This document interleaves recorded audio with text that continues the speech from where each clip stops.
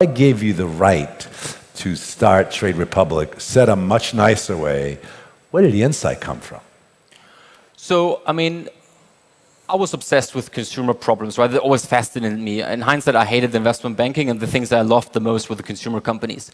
And as I said, my friend, he was doing engineering, and we thought, okay, consumer finance is the big thing. But actually, we thought, what's one of the largest macro trends in consumer finance? Because just replacing banks cannot be it. And so we figured out the pension gap. I wouldn't root it really in my philosophy studies, but we fell in love with this problem of the pension gap. And it's a bit, like everybody knows from themselves, falling in love in the very first moment doesn't really make sense, right? So I explained it to my mother. There were a lot of tears, right? Quitting your job in banking and now continuing this. But Thomas and I really felt like this. And what I need to mention, because many people don't know it, we're three founders. The third founder is Marco. He's actually from Rome, so we're 1/3 an Italian company. And so we three kept through the last 10 years together and built this. This is a question, it's a little curveball question. I don't know the answer to this. You have a whole bunch of investors on your board. What is the... Sequoia is my favorite for sure. Oh, of course. In this session, because I'm here, I can promise if Excel was here, Excel would be their favorite investors. What is the number one thing investors have done for Trade Republic? Actually, let's take it both ways. The number one positive things and the number one thing that if you had listened to the investors, you would have gone the wrong way. Well, so I think when you obviously see Trade Republic, them helping us to restructure the company, make it healthier, that was a noble thing, and that was well, it was fun. But I think when you look into our cap table, and we're working with Excel, we're working with Founders Fund, Keith Rabois, who founded PayPal, amongst others, we're always looking for two things. People who make us uncomfortable because they make us push boundaries and leave the comfort zone, right? I hate staying in the comfort zone, and we want the best investors, so they are annoying in the positive sense and are pushing you, right? So Doug sometimes calls you Sunday morning when he just wakes up, and then we go through the numbers, and that isn't a comfortable Sunday morning conversation. That's great.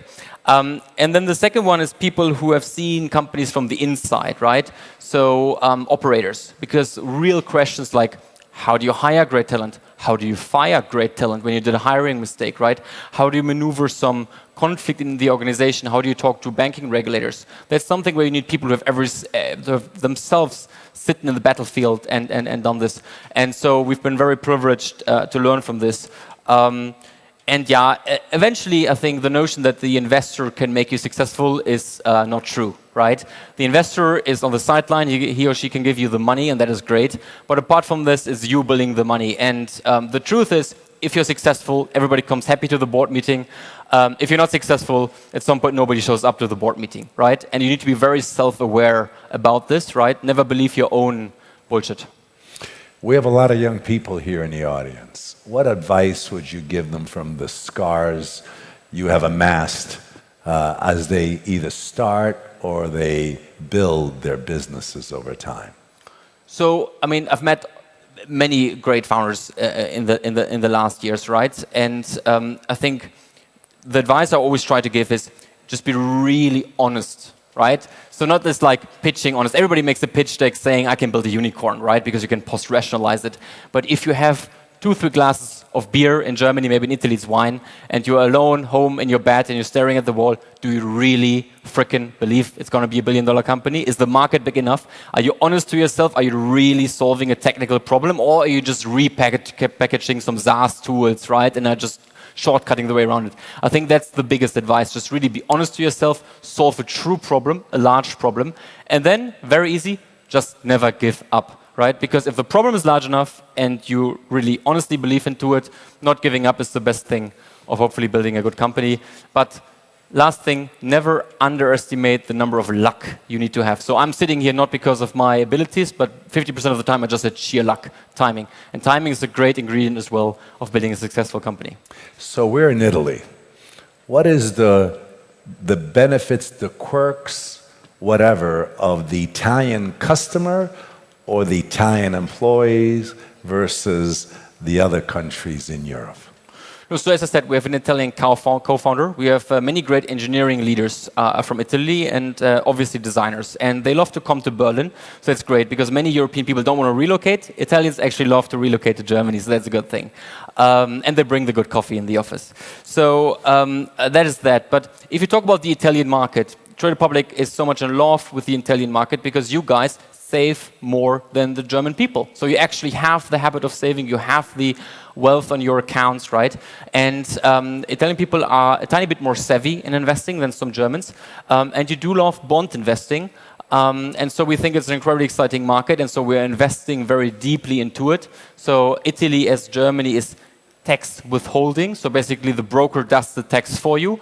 And we now invested 2 years into an infrastructure. So beginning of next year, we're going to be tax easy as well in Italy. And I think that shows our commitment to the market and how excited we are to be here. And from a developer standpoint, employee standpoint, I don't know the answer to this question. How Italian employees different than German, French employees, Norwegian employees? You have them all. Yes. Just say a few words about that. Yeah, I mean, if you look into the engineering organization as a business person, you're always fascinated by the lack of empathy and communication, right? So they have their own way of communicating. And I'd say you obviously have great talent from Eastern Europe. You have great German talent, and all these people don't really talk much. So it's really refreshing to have somebody who is a bit more vocal, talks, and brings in a bit of love and social connection into the group. And that's what the Southern European employees, the Italian employees bring, and I think that really is enriching for the culture. Wonderful. Well, thank you very much. Thank you for being here. Thank you for having us. Thank you.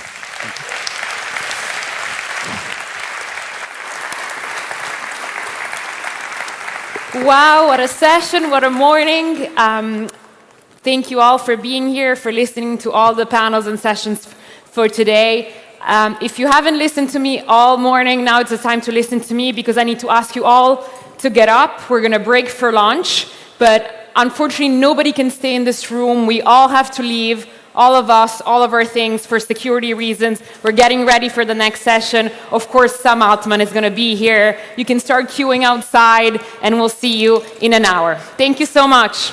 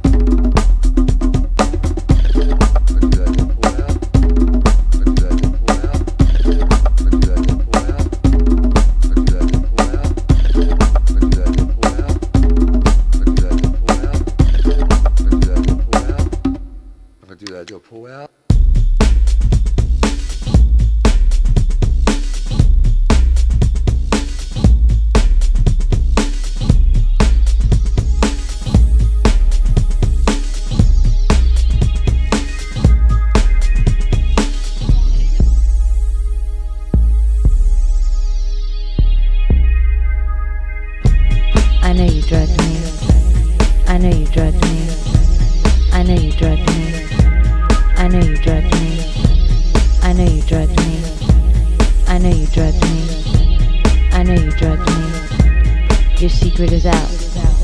I know you drugged me. I know you drugged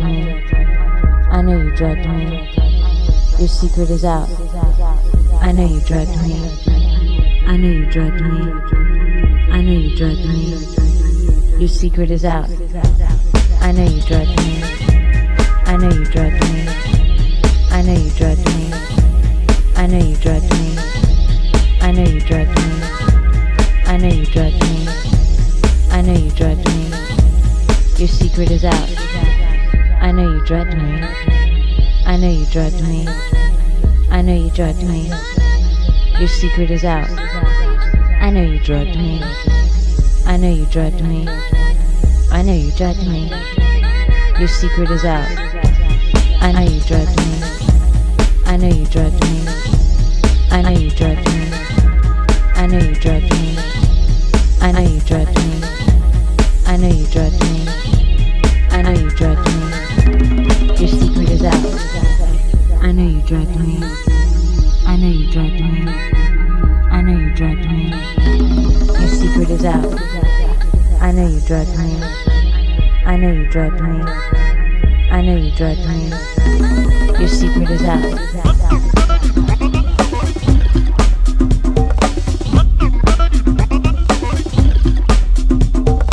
All this kind,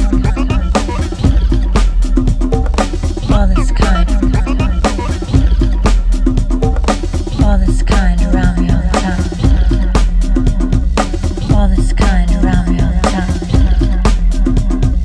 All this kind around me all the time. The pill popping, the beat boxing.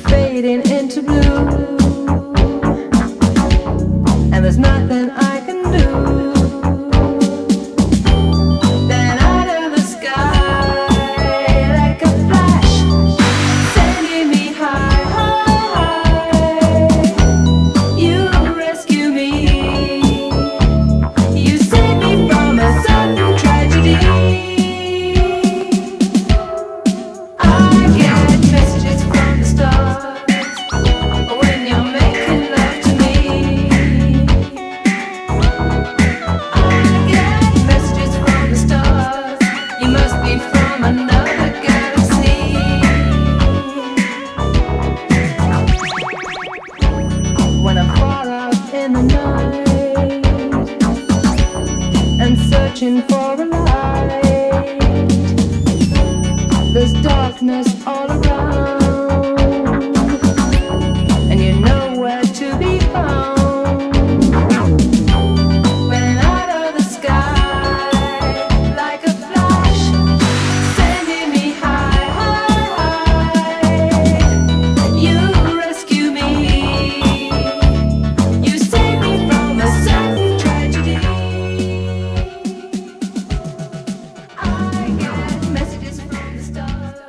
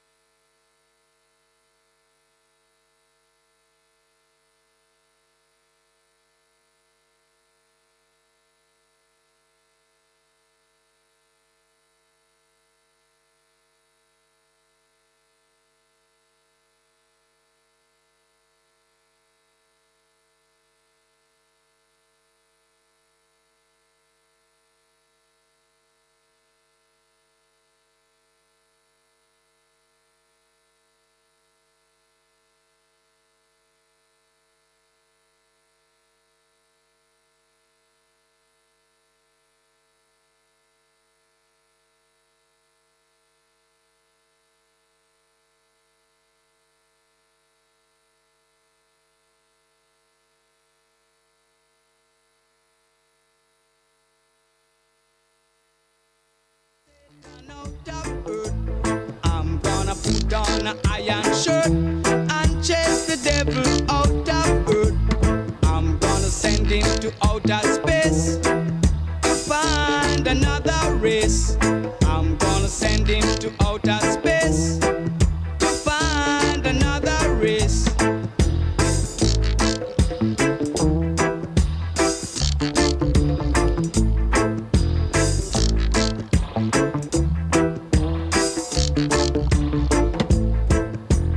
Move ya with your gun. Myself you left ya with your bum. Ooh yeah. Move ya with your bum. Myself you left ya with your gun. If you walk me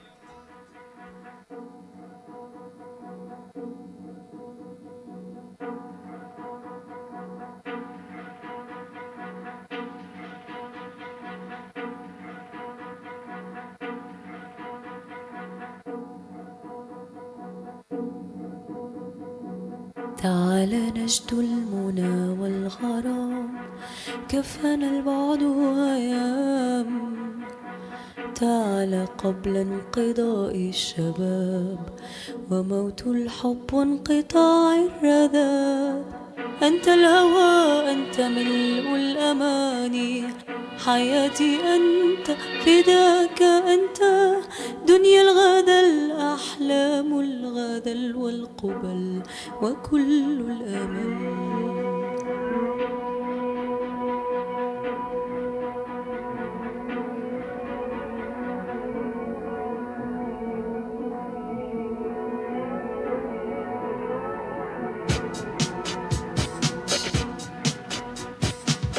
تعال نجد المنى والغرام كفانا البعد وأيام تعال قبل انقضاء الشباب وموت الحب وانقطاع الرذاب أنت الهوى أنت ملء الأماني حياتي أنت فداك أنت دنيا الغدا الأحلام الغدا والقبل وكل الأمل تعال نجد المنى والغرام كفانا البعد وأيام تعال قبل انقضاء الشباب وموت الحب وانقطاع الرذاب أنت الهوى أنت ملء الأماني حياتي أنت فداك أنت دنيا الغدا الأحلام والغدا والقبل وكل الأمل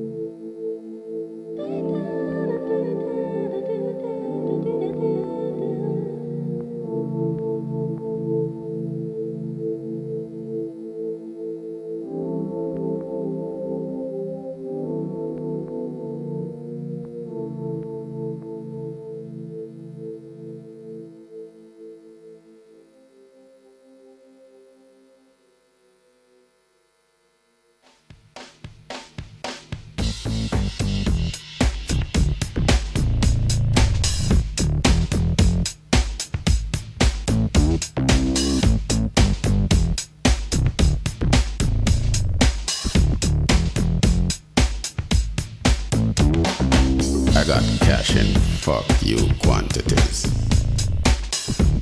Now what? That makes you uncomfortable? Fuck you and the Range Rover you drove in on. Fuck your Saab convertible and fuck your twice weekly trips to the analyst. Stupid motherfucker.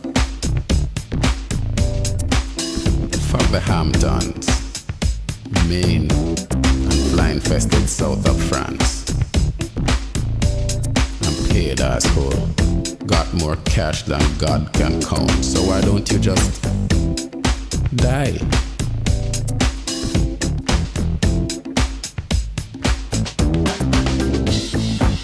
Choke to death on your damn designer bagel from Baldouches. Low cholesterol, naturally.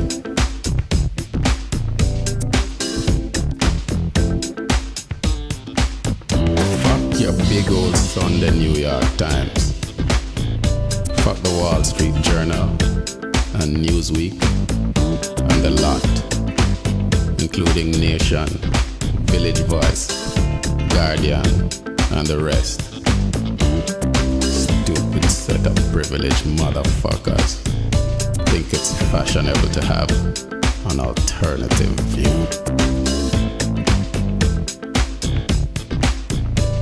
An alternative view.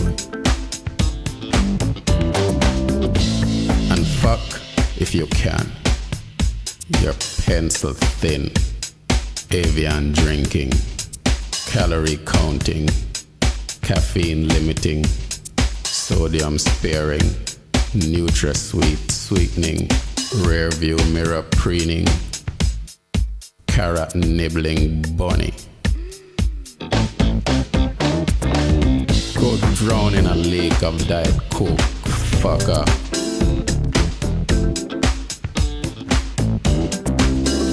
I got cash. What else matters? I got cash.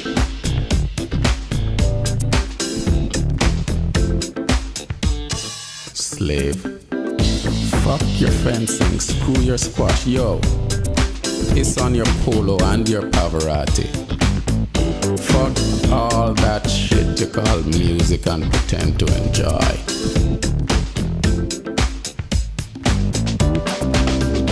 I got cash.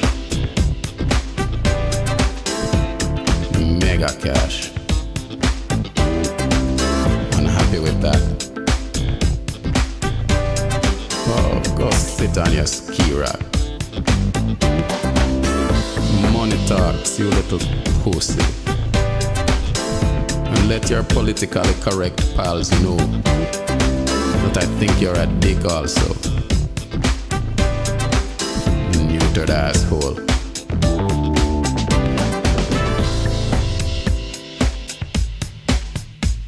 And your idea of multiculturalism. Japanese restaurant on Monday. Indian on Tuesday. And on Wednesday, Caribbean. Not too spicy, please. Well, I got stash and it ain't nouveau cash. Money's in my family for generations. My great-grandfather made the bag, selling European slaves in Africa. I got cash, motherfucker. And you can't tell whether or not I'm joking, can you? Dumb fuck.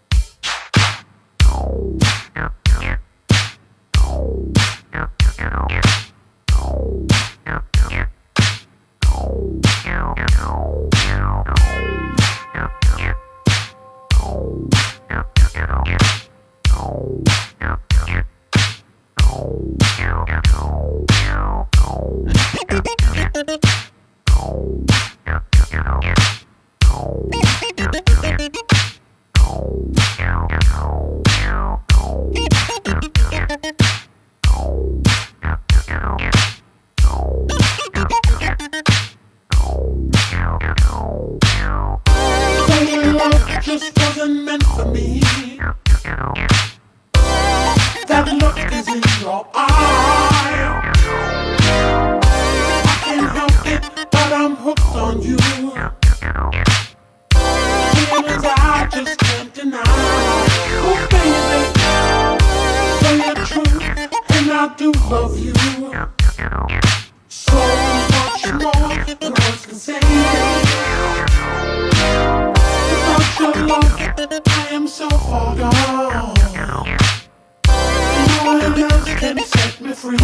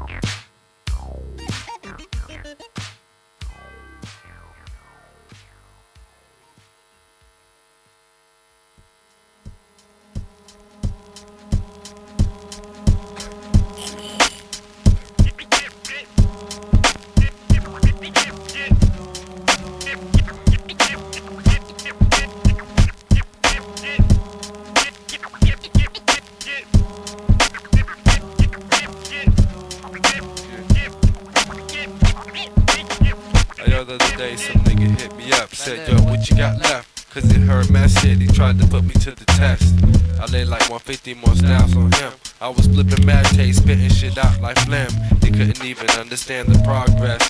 I was smoking on the craze while you lit up the stress. No more will that shit touch my chest. Always got the orange hairs when it's time to bless. I guess that's why I'm always on a higher plane to gain past the wealth and fame. My niggas always pushing on mental rides. A straight manifest, I be catching the vibe. My niggas always pushing on mental rides. A straight manifest, I be catching the vibe. My niggas always pushing on mental rides. A straight manifest, I be catching the vibe. A straight manifest, I be catching the vibe. Manifest, I be catching the vibe. My niggas always pushing on mental rides. A straight manifest, I be catching the vibe. Hey yo, I keep it butter while your artificial flavor. Even though I'm independent and your label is a major. The watered down status sound like you Johnny Mathis. Only one album and already your path is the wrong one. While I be on the strong one, you'll be in for a long one. I hit the wrong one. Time catch your vibe while you can't cuss. You keep it phony like Kevin Mahoney. Strikes champs, I be strictly trying to blow out your amp on the buzz vibe. The ill loop bigger than. My niggas always pushing on mental rides. I straight manifest, I be catching the vibe. Yo, I straight manifest, I be catching the vibe. I straight manifest, I be catching the vibe. My niggas always pushing on mental rides. I straight manifest, I be catching the vibe. Straight manifest, I be catching the vibe. Manifest, I be catching the vibe. My niggas always pushing on mental rides. I straight manifest, I be catching the vibe. I be catching the vibe. I be catching the vibe. I be catching the vibe. I be catching the vibe. I be catching the vibe.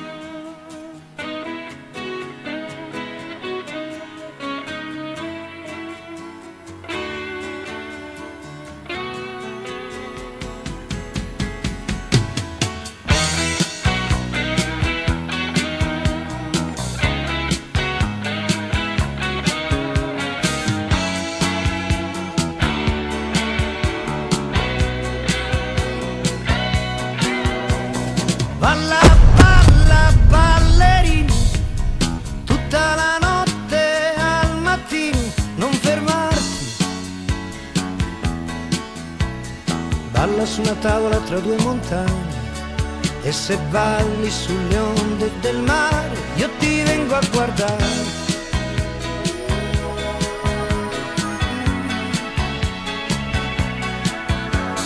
Prendi il cielo con le mani, vola in alto più degli aeroplani, non fermarti.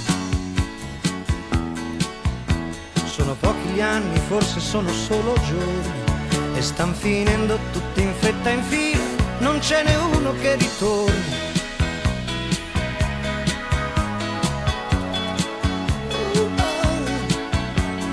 Balla, non aver paura, se la notte è fredda e scura, non pensare alla pistola che hai puntata contro. Balla alla luce di 1000 sigarette, di una luna che ti illumina a giorno. Balla il mistero di questo mondo che brucia in fretta, quello che ieri era vero. Dammi retta, non sarà vero domani. Ferma con quelle tue mani il treno Palermo-Francoforte. Per la mia commozione c'è un ragazzo al finestrino, gli occhi verdi che sembrano di vetro. Corri e ferma quel treno, fallo tornare indietro.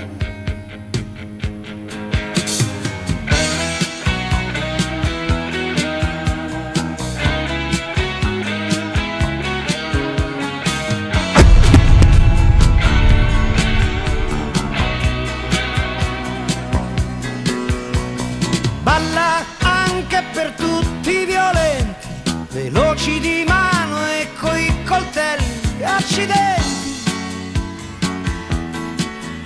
Se capissero vedendoti ballare di essere morti da sempre, anche se possono respirare.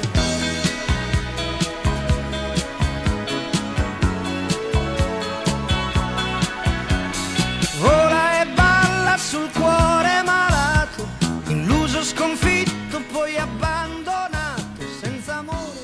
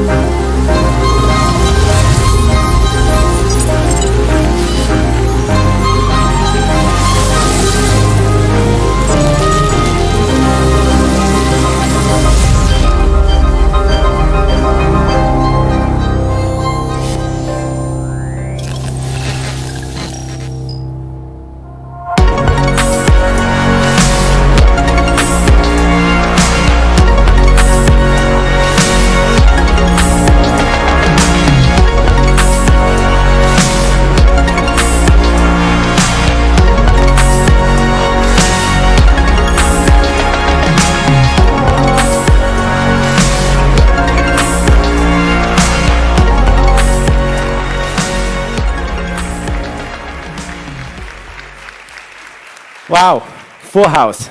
Well, I usually dread the post-lunch slot. Everybody's a little sleepy. I hope everybody's wide awake. We have a few great sessions ahead talking about AI. 2023 was the year where the world discovered generative AI with the launch of ChatGPT in late 2022. Since then, we've seen AI use cases disrupt major industries. It's now clear, AI is not a trend. AI is a revolution reshaping the business landscape. In today's session, we will hear about infrastructure. We will hear about picks and shovel, about the application layer, about regulation, and about the discord between US and Europe. We will, of course, hear from John Elkham and Sam Altman. We will hear from VC's heavyweights, Sequoia, Accel, Index, Lightspeed, Conviction, and Prosus, and from some AI startups reshaping the future of our business landscape, such as Mistral AI, Crusoe, and Nebulae. To start, we're going to lay out the foundations of AI by taking a snapshot of how the industry stands today. Without further ado, it's my pleasure to introduce Konstantin Buehler from Sequoia.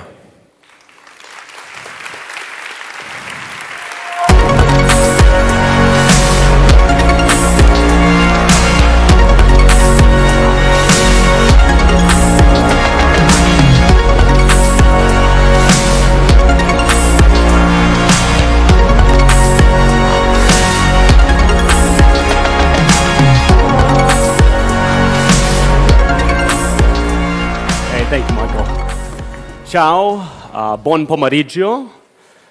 It is wonderful to be here in beautiful Italia. What an incredible country. Although I feel like I'm in an Italian nightclub more so than an afternoon conference with this walk-up music and this fog. What an amazing venue. It is really a privilege to be here in Italy. I love this country very much. I actually worked here for a summer after college. It is full of so much amazing culture, such beautiful geography, and of course, brilliant people. And a constant reminder of those brilliant people are everyone who's here attending today. At Sequoia, we have a very special place in our hearts for Italy. And that is largely because of the partner that you met earlier today, Doug Leone. He has constantly sent the Italian vibe throughout Sequoia. It's that intense drive for excellence, that continuous pursuit, and of course, balancing that with the warmth. It's a good reminder for everyone here that when any member of your community succeeds, it really uplifts everyone. So please, biggest message here, as I have watched all the speakers, the biggest message I take away is help your community succeed. When you have representatives like Doug of the Italian ecosystem, right in the heart of Silicon Valley, leading our venture firm for over 10 years. That really brings everybody in the Italian community forward. I'm not here to talk about how great Italy is. You all know that. I'm here to tell you a little bit about how we think about investing in artificial intelligence.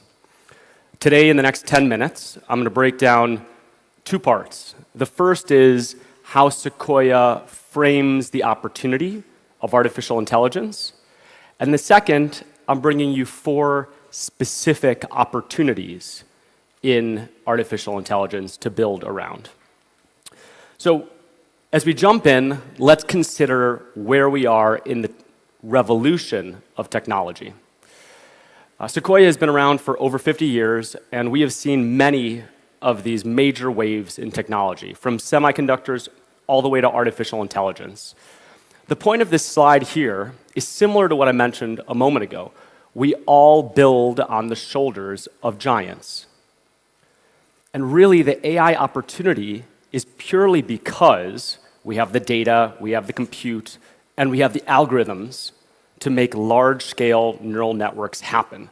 This couldn't have happened 10 or 15 years ago, 20 years ago. Plus, it is all because of the hard work of the AI researchers, but also the nexus of the data from all these previous internet eras and the compute from all the hardware eras. This amazing opportunity can become a very large economic opportunity. In 2010, Sequoia worked on a memo related to the software as a service industry. Everyone's familiar with SaaS, of course. And back then, there was an estimate that of the $350 billion SaaS spend, $6 billion was software as a service. And in the estimate, we said, wow, maybe this can become 40, 50% of SaaS spend over time. Well, we were right about growing market share, and we were wrong about the size of the software industry. It surprised to the upside. It's a $650 billion industry today, and $400 billion of that is in SaaS. So not only did the pie grow, but more of the pie went to software as a service, applications delivered online. We think there's an even bigger opportunity for artificial intelligence because the pie doesn't start with software. It actually starts with services. This is the $10 trillion opportunity in the services industry to uplift and enable services globally. So where does it go from here? We think it could be one of the largest economic opportunities in the history of the world. So what to build? All of you are builders in one way or another, and you're looking for amazing opportunities. So far, it's a pretty clear opportunity because there's a lot of white space on the right hand of this chart. We'll hear from Sam Altman in just a moment, leader of OpenAI, and they are a clear leader in this revolution. But in so many of these applications, there's no clear leader yet. That's your opportunity. Now, it's not going to be an easy path to success. We're going through a period of extreme excitement. Some would say mania. There's going to be a correction. You have used the applications. You know that it's not perfect. And that's okay. For us, we are very patient investors. And we believe in this over the next several decades. I'm an AI engineer by training, have been building an AI for 14 years, and we're not even halfway through this revolution. Think about it. In 2007, when the iPhone was introduced, what were the applications? It was a flashlight app. And it was that, I don't know if you had it here, that beer drinking app where you'd push it back and it would start to gargle down. Maybe it was a wine drinking app here in Italy. But that was pretty narrow. You could have looked at that and said, hey, there are no real applications of the mobile phone. That would have been incorrect because those initial apps were simple, basic, but a few years later, the real power of the mobile economy came into fruition. These great companies were founded 2010 and later. The DoorDashes of the world, the Ubers of the world. That opportunity will also come. Our iPhone moment was the ChatGPT moment. And so just remember, this is going to take a while to play out, and those who endure will be those who succeed. Now, I promised you 4 predictions for opportunities that you could go build in and around. And I'd like to walk you through them now. The first prediction is that you should be looking at opportunities to co-mingle artificial intelligence. AI is not going to work just on its own. And I'm going to give a very historical example for a moment. Italy is known for your amazing food. And of course, the amazing wheat that's harvested for the incredible pasta here. If you go back thousands of years, you think about a human and a tool, a man and a sickle, harvesting grain. That advanced over time to machines. This is a mechanical harvesting machine invented in the early 1800s. And that might have been the single immediate breakthrough of some sort of, in the AI world, maybe some sort of inference or prediction. But what happened over time is you had not just one system, but hundreds or thousands of systems working together. And the people who really succeeded took each of these processes and integrated them flawlessly to a mechanical combine. Thousands of these individual processes working together, not just the harvesting, but the gathering. I'll give you a tangible example in AI. Human and a tool. You're writing. Over time, this becomes a human and a machine. You could draw the parallel to a word processor. You might even be able to draw the parallel to an initial language model. Now, on the far right is a GIF of one of our portfolio companies here in Europe called Dust, which works with many different language models, including GPT-4 and 4o and the like. that allows you to have the language models interact, collaborate, build on each other, have applications around them. They're not working in a silo, they're working together. This is just a glimpse of the future. When you use AI tools, think about the primitives that they allow and take those primitives to integrate them together. The second is, I highly encourage you to think about radical cost reduction. One of the great powers of artificial intelligence is radical cost reduction. That's the power of servers at scale. So on the left, you have the number of workers needed to generate $1 million in an S&P 500 company. And you see it significantly decline over the past several decades. That should be a win, because that should be more wealth creation for everyone if done correctly. We think that that actually will continue on the right-hand side and potentially for even different applications. So historically, you see depreciation in the costs of televisions and computer software and accessories and toys. And by the way, those have become ubiquitous. But wait a second, some of the most important things in the world, college tuition, healthcare, those have been incredibly inflationary. Why? Well, because they involve humans very heavily. And frankly, those humans are working really, really hard. My wife's a surgeon, and she's in healthcare, and they are maxed out to the extreme.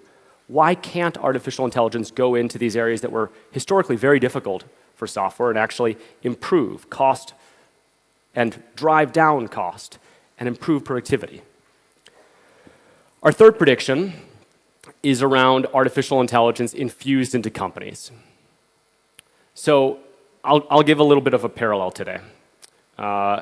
2 decades ago, a lot of businesses were using enterprise software. 2.5 decades ago, a lot of businesses were using enterprise software. But really, it was the CRM, right? It was the ERP, and maybe it was some sort of HR software in the early 2000s or late 90s. And those didn't talk to each other. They were purely in silos. But over time, I'm sure every one of you at every one of your enterprises either has a best-of-breed approach where you have excellent softwares in every function, or you have some single pane of glass for entire functions, from cybersecurity to go-to-market and all the way to HR. Well, we see a similar progression. Today, artificial intelligence is all about driving individual KPIs. Okay, you might be driving a specific key performance indicator, some sort of optimization around customer support. Like, we want to answer more customer questions faster with a really high level of satisfaction, and that's the specific KPI we're solving for. Over time, that has caused an innovation in user interface. It's obviously the introduction of the chat interface as opposed to a rigid interface where you're asking customer support questions. But this is the type of innovation that we're seeing. We predict that in the years to come, this is all going to integrate together. On the far right, you see profits on the top, and you see a breakdown between costs and revenue. Under the cost section, you see customer support. And you see how the AI is actually driving key performance indicators in customer support. On the far right with revenue, we talk about go-to-market and generating new leads. Each of these are being automated by AI. And just like there was integration in the enterprise software revolution, largely through APIs, but sometimes manually, we're going to have a similar revolution in the artificial intelligence industry in the next 10 years. It might not be APIs, though it might be. It might be embeddings, communication of embedding models, but it will be very exciting.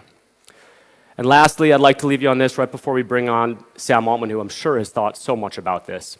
A new kind of personal computer. This is what makes me so excited. In the internet revolution, it was all about communication. From the telegraph to telephony to the internet, it was just moving more information over more advanced networks. In this AI revolution, someone here, someone listening, might come up with the next personal computer, all about computation, starting with just simple mathematics and evolving into complex reasoning, something that everyone in the world can use as a bicycle for their mind. Thank you, everyone, and it's such a pleasure to be here in Italia with you all. Thank you, Michael. Okay, now to what a lot of people here came for and are expecting. We're soon going to welcome Sam Altman and John Elkann on stage for an incredible discussion between them. Sam Altman is the co-founder and CEO of OpenAI that most of you here already heard of. OpenAI is one of the most impactful companies of our generation and one of the fastest scaling company in history. They are the company on a mission to make sure that artificial general intelligence benefits us all. Prior to OpenAI, Sam was the president of early stage startup accelerator Y Combinator and invested in Airbnb, Stripe, Pinterest, Asana, and so many more. He's going to be joined by John Elkann, who is the CEO of Exor and chairman of Ferrari and Stellantis. As the fifth generation leader of an entrepreneurial family, John knows firsthand, and probably better than a lot of people in the world, what it takes for companies to survive, innovate, and thrive for 100 years or more. Through Vento, John is also involved in shaping the future generation of Italian founders. And he was instrumental in taking Italian Tech Week, starting Italian Tech Week, and taking it to what it is today. It's my pleasure to welcome on stage John Elkann and Sam Altman.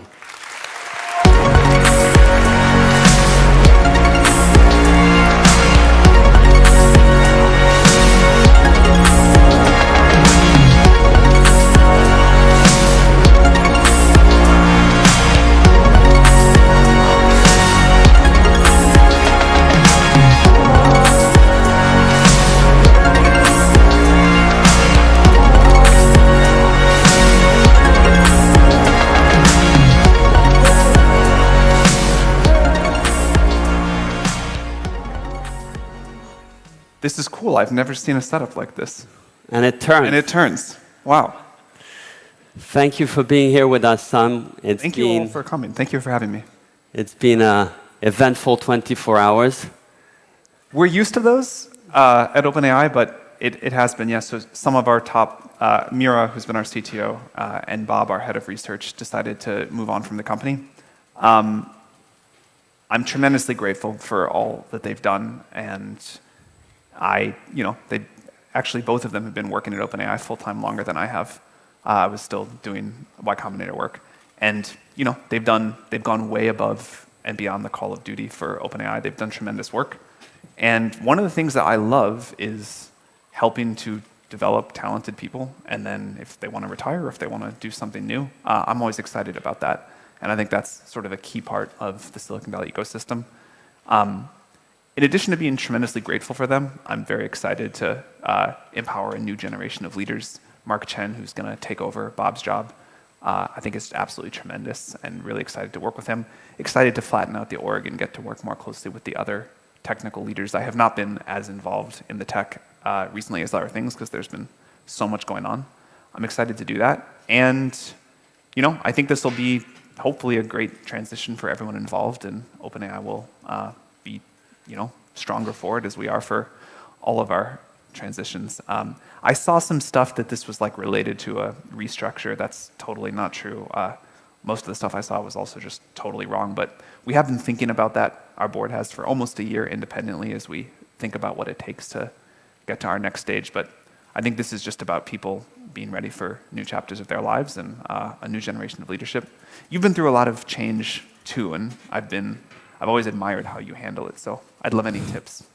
Well, that's why being with you over the last 24 hours was very much relatable, and I always have been seeing how organizations, as they evolve and change, are living organizations. And I think what is ultimately important is that one is able to work with very strong people, as I was fortunate to do, and so you are.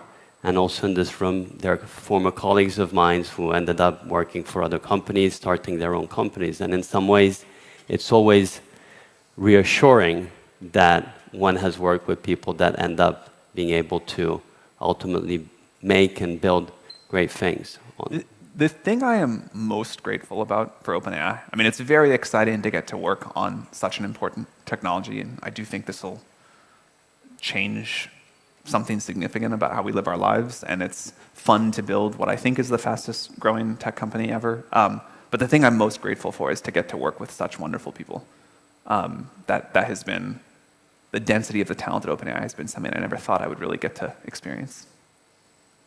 And there's many because you have become a large company in every respect, generating more than multi-billion dollars. So I think what is also relatable here where we are is that companies can become very quickly very large. And yeah, there is nothing anyone could have told me to prepare me for what that would be like to live through, just growth like that. And I kind of thought I should have known about it because at Y Combinator I got to watch, I know Brian Chesky was here last year, I got to watch them go through this, I got to watch other people go through this, but my takeaway is there's almost nothing anyone can do to tell you what it's going to be like. It's one of these things you just have to experience. It is crazy and intense and exhausting, but it's also amazing, and I feel a ton of gratitude for it. It's been really quite a fun adventure, and I think we're still so early in it. We've started to deliver great products, but we're going to deliver far greater ones. And it took us a while to figure out the science, and there's more science to figure out. But now I think we really get to invent products that are going to, and tools that are going to be so useful to everybody here. And my own experience has always been that when you are in these moments of changes, and the last year has also been equally full of new challenges, I think it's really important that they help you just know where you are at the core and what are the things that you want to concentrate on. In some sense, the last year has been like a very long decade for me. But in some other sense, I've never had like a higher rate of learning, and I've never had like a higher rate of clarity of conviction and respect for sort of duty and the mission in front of us. And I was reading this night, thinking about how important it is to stay firm when one is in one organization, particularly if you have a leadership role, because ultimately you need to stay firm in where the direction for the organization is. There was a very important battle here in Turin in 1747, and the battle was won by close to 4,000 people, over 400,000 French. And they named them Boujanen, which means don't move. And I do think it's really important in those moments that you don't move from your convictions, you don't move to the direction of travel. And in some ways, what has come out of all what you've done is really incredible products and more used. And the opportunity of trying in the US a couple of weeks ago, also all the voice features are really going to make it much more easy to use. And I hope that will soon come also to Europe. And I don't know if you want to tell us. Yeah, I'm incredibly excited about voice mode. To me, it feels as magical as the initial ChatGPT did. There's something about talking to a computer that feels so natural and easy and comfortable that I notice not only do I use it much more and get more value out of it, but I use it in a different way. There's like things that, I didn't even realize this, but there's things that you say out loud and there's things that you text, and they're like a little bit different. And now I feel like I can have like a fuller set of conversations used with ChatGPT. We're working as hard as we can to quickly bring it to Europe. There's obviously additional regulatory stuff we've got to go through, but I'm optimistic that we'll get there, and I think you all will love it. There's a lot of other products that we've been launching and will launch, but one other one I would love to mention is O1, our new model that came out a couple of weeks ago, which is focused on reasoning capability. It has been so fun to see what people have been discovering with that. One of the most exciting parts of OpenAI is we work really hard, we come up with a new model, we're proud of it, but you also are always like, is it going to be good enough? Are people going to like it? Are they going to, is it going to solve people's problems? And then you put the tool out in the world, and you wait. And there's this period where people are like, oh, it does all the stuff on these metrics. That's cool. And then you keep waiting. And then the stuff starts rolling in where you see screenshots of people saying, look what it did. Or people say, I built this thing or that.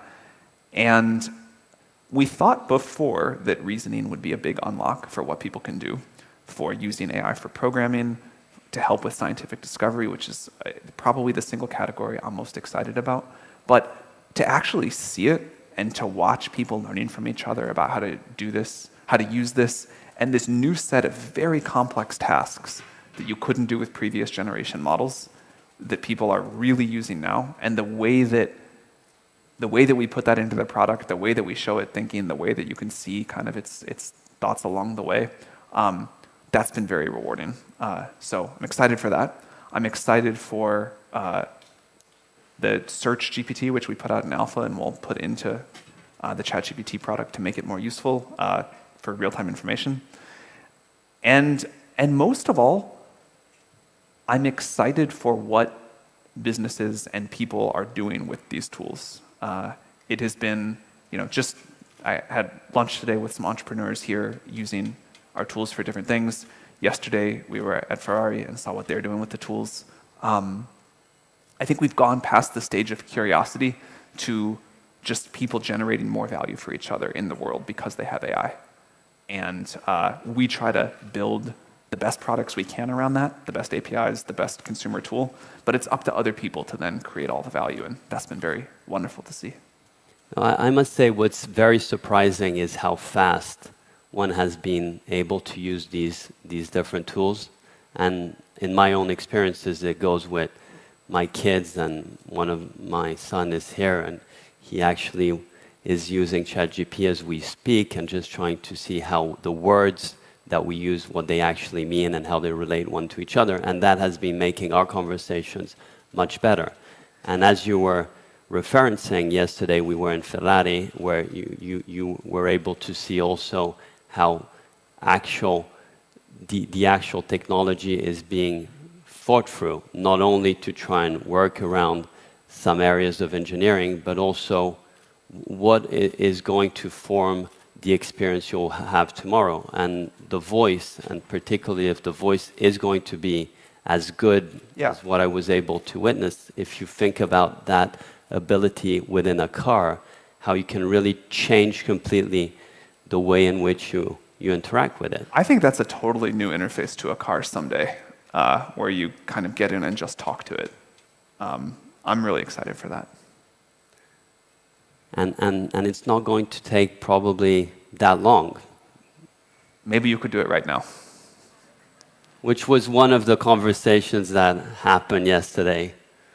I was expecting the conversation about voice mode, and I was expecting the conversation about using our tools to help people at Ferrari process the massive amount of data and documents you have better. One of the most inspiring parts for me, though, was hearing from designers about how they use tools like DALL-E and how they're excited to get tools like Sora and someday 3D modeling to really enhance the creative process. And just the excitement about that I've now heard from designers in several different industries, and talking stories about how they use this to think in a better and more expansive way than they could before. I'm very excited to hear that. Maybe second to scientific discovery, that's my second biggest area of excitement. But on the other hand, I think yesterday at dinner you had the head of design, and the conversation with a scientist would have been more of a natural one, or an engineer. But the fact that you could relate with a designer who actually was looking at the tools that are being put there as a way for him to do things he wasn't even thinking that they could be done, I thought was very interesting. And I also equally believe, and that's very, very much linked to Italy and Italy's capability of trying to combine technology with aesthetics. And so there is also from designers a real interest of how the technology and engineering fits in what they do. And I feel that you must have perceived that yesterday. It was very special for me to get to visit Ferrari, and one of the many reasons, aside from the fact that it's just this iconic company that has, I think, a brand connection with its fan base and really the whole world that just you don't see very many other places is it really, I was very struck by the fact that I couldn't imagine that company and that way of working anywhere but Italy. And that the combination of engineering and design and passion and automotive history, seeing how that comes together and seeing like, you know, you can like try to explain to somebody what it's like to watch people doing their work at Ferrari, but it never would have gotten through to me. But getting to talk to the people that are sort of sweating every detail and thinking about the whole experience and how you're going to feel and the amazing technology and the amazing design right next to each other, that was very special. Yeah.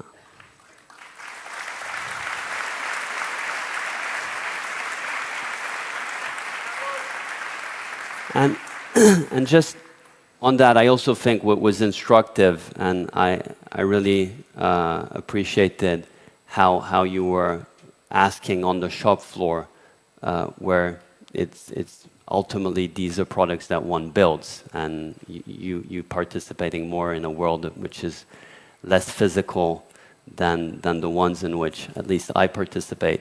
Also observing how the way in which the shop floor is now organized, the way in which one is at ease with how the different technologies that you can apply to building the engines, and I know there was a big surprise that the engine actually takes longer to build than the car. I felt also that was very instructive for me to really show in real life how ultimately the way in which the evolutions of technologies and also the way in which we as humans are actually doing better our work was very tangible.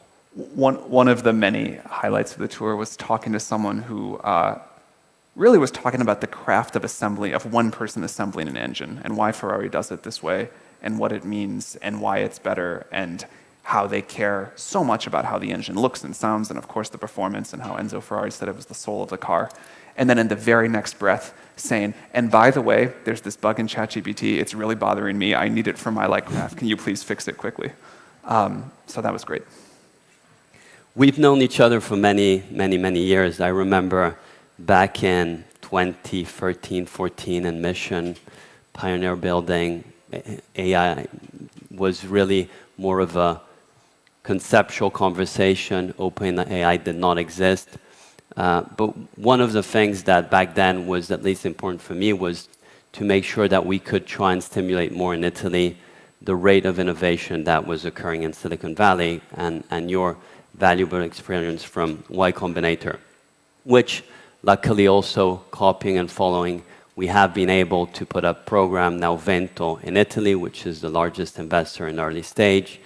We are really happy to be here at the Italian Tech Week, and a lot of things from those conversations have developed. What I think is also being always formative when we've been talking is the breadth of interest that you have. And I also feel that in some ways in the recent years, the intensity of what's been happening at OpenAI in some ways has shut down some of your other interests. And I just was wondering, how do you feel about that? Yeah, I kind of have just loved whatever phase of life and career I'm in. I did love, one of the best parts about running Y Combinator was exposure to everything. And I think, and I hope we can talk about this more, one of the ingredients of a successful startup ecosystem is people working on lots of different things together and the sort of shared collisions and knowledge transfer that enables. And I think I formed such a helpful perspective on the world about what was happening, what new technologies were falling into place on the tech tree that eventually came together to enable OpenAI. And without that very broad view, from chips to energy to AI, algorithmic progress itself, to learning something about how to build internet companies, I think without all of that background and all of that view of the world, it would have been much harder to do OpenAI. But also, I'm excited when you run this broad search for a while and then find the one thing you want to pour all of your energy into. And I love this part too. So there's a lot of great things happening in the world, and it was very fun to be an investor and get to play a little role in many of them, and it's very fun now to get to play a bigger role in one that I really love. I do miss all the other stuff. I think that, in particular, the two trends I'm most excited about for the next decade or couple of decades are abundant intelligence and abundant energy, and the prosperity that we're going to get from these two things that are unlocking kind of, I hope, around the same time, is really quite remarkable. The growth we can have in the world, the increase in quality of life we can have in the world, better sustainability, better education, better healthcare, better everything. We can all build much better tools and experiences and products for each other. These are the two things that sort of became my two areas of focus, but not because I don't love all the others. Just at some point, if you're going to be, really in it, you just don't get to do as much. And I have a very hard time myself in really being always stimulated by the many interesting things that do happen. And as you rightly say, at the end of the day, one has to make sure that at the core, what you end up spending your time in is where your responsibilities lay. On the other hand, I do think that having that versatility of exposure makes you better at your job, and having an idea that what your company is doing is actually part of a much wider context. And equally, just knowing where the future is going. And I think the energy element, which probably is not necessarily understood, is that if we actually don't get to have cheap, decarbonized energy at scale, a lot of what is being done, particularly in AI, is going to be limited, right? Not only in AI, because we're going to make that super efficient, but also in everything else we want to do with the AI. Like, the AI lets us have great ideas, but then we want to do stuff in the world. And I am a believer that people want more and better, and we should focus on enabling more of the good. And it's also important to mitigate the bad, but I don't think that's like a strategy. I don't think that's like a compelling long-term strategy. I think people want the world to get better, and energy is so critical to doing stuff in the world, to sort of the ability to move atoms around and make things happen.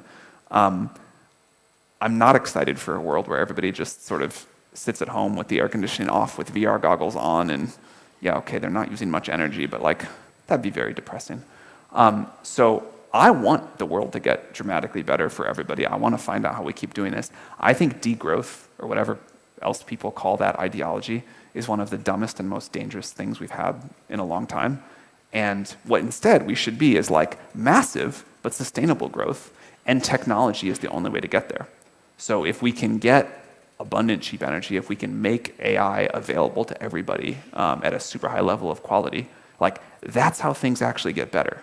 And so you have like technology which actually has delivered on this for, most of human history. And then you have people saying like, well, let's just stop everything and, lay in bed and not move much. And I'd like to see the world keep getting better. And if we look at it concretely on the energy front, and we've discussed about this many times on the merits of fusion, fission, where are we in your view in terms of timelines to this actually being real? There's a lot of engineers in the room, and there's also many engineering activities also in Turin to address that. Yeah. I think in the next couple of years, we will see incredibly promising demos of next generation fission and fusion, and it'll take a while to get through the regulatory process and get the bugs out of the systems, and importantly, to get them very cheap. But I believe this is a big part of our future. So by 2050? By 2050, I hope we're not burning much carbon in the world anymore.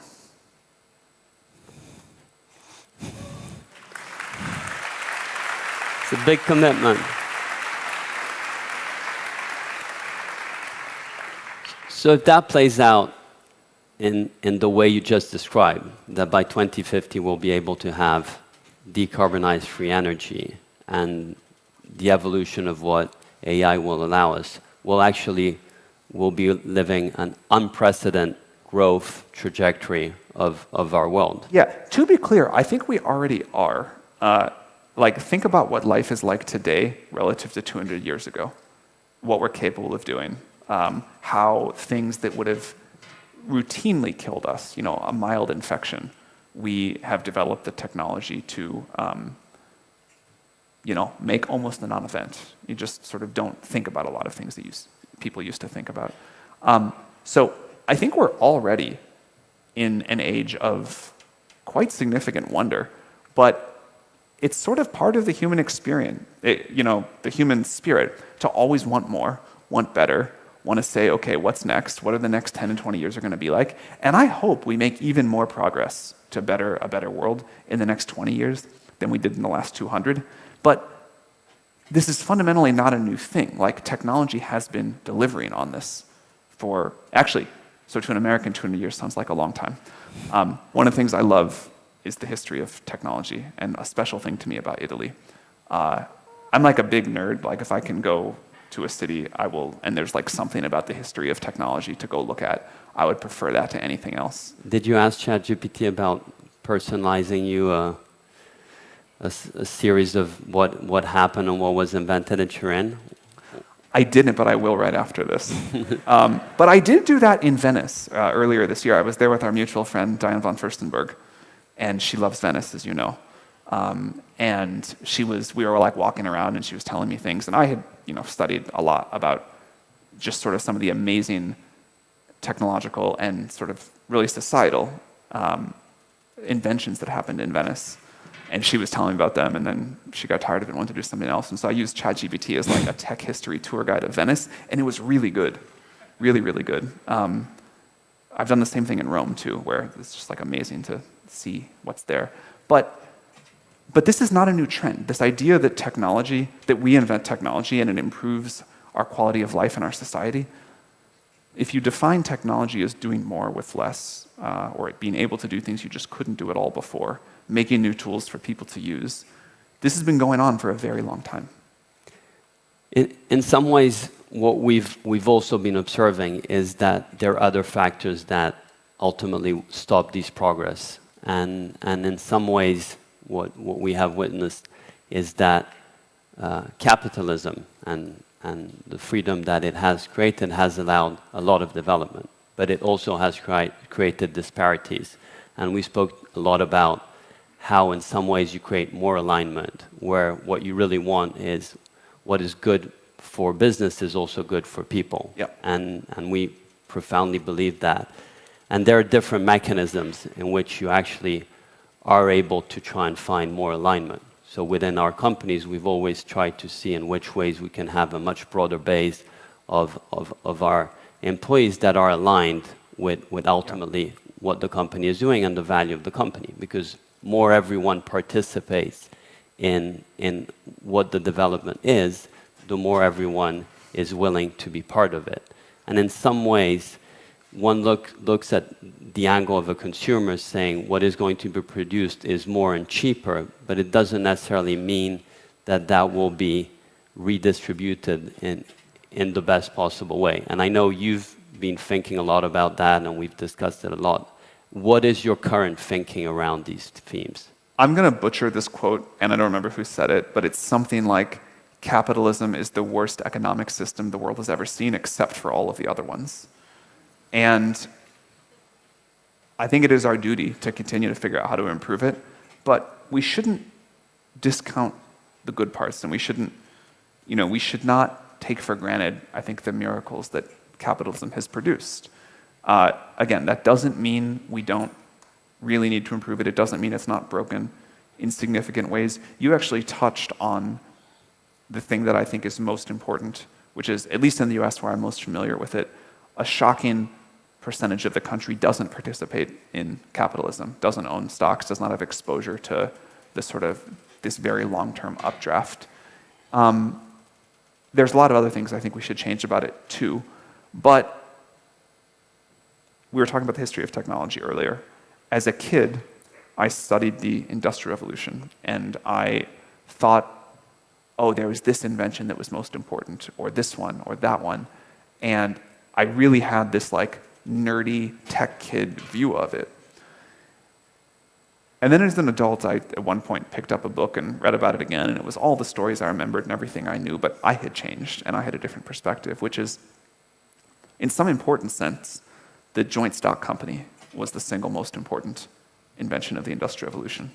The ability to coordinate the efforts of a lot of people, the capital it takes to get something invented and bring it to market, that was kind of what let us go from these very small, family-centric businesses to the kinds of inventions that brought us, this building and eventually that TV and these microphones and all of the wonderful things you all are building. And that was a really important change. So I think you can't talk about the history of technology without talking about the structures and the institutions society has put in place to enable it to happen. They're equally important. They both have to happen. And so let's evolve the system. I've, as you mentioned, been passionate about that for a long time. We've done a whole bunch of experiments. There's a whole bunch more things we can do. We've innovated on the OpenAI structure. We've done things like fund universal basic income studies. But let's not lose this magical engine we've had.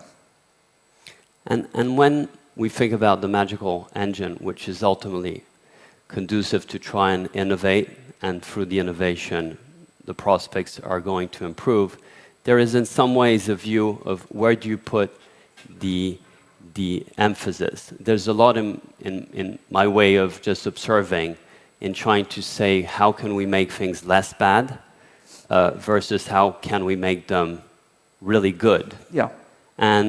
And what is ultimately our responsibility in terms of business leaders, which ultimately are at the service of our customers, working with the people we work, in really making sure that we don't feel in the trap of less bad, but really more good and to some extent excellent. And yesterday you had an example of a company that really thrives to do that. So I have obviously an extremely biased set of perspectives on this, so please forgive me because I'm going to say the thing that I believe, but it's also going to sound like, man, that guy's really talking his book. I think pushing for more good instead of less bad is critical. I think a lot of human nature is to focus too much on less bad, the things that we can incrementally fix right away, rather than dream of the things that can catapult us to the next level of human progress and capability and whatever else you want to call it. OpenAI took 4.5 years before we launched our first product. And our first product, honestly, I don't know if any of you remember GPT-3. If you do, I'm sorry and I apologize. It wasn't that good. And then it took us longer to get out GPT 3.5 and then launch ChatGPT and then GPT-4. And 0.1 preview is still deeply flawed. 0.1, when it comes out, will feel really good to us at the time, but looking back in a couple of years, will feel still embarrassing. This stuff takes a long time. Doing hard startups takes a long time. Doing a nuclear energy startup takes a decade. But I think this is really important to have the conviction and the dedication to say, yes, it's going to be hard. Yes, it's going to take a long time. It's going to be a little demotivating and a little distracting to see other people get more success sooner on ideas that are maybe easier. But going after these really big unlocks that are high risk, high reward, and very time and sort of personal energy intensive, I think that's a critical part of how the world gets better. I think investing in deep technological progress, even though it's often not the quick win, is such an important part of the win. Now, other people have other ideas, other people do things other ways, and I think it's all great. Anything that increases human prosperity, I'm all for. But there's a special place in my heart for startups that are risky, that take a long time, and that really kind of add a new tool to the human tool chain if they work. And Thank you.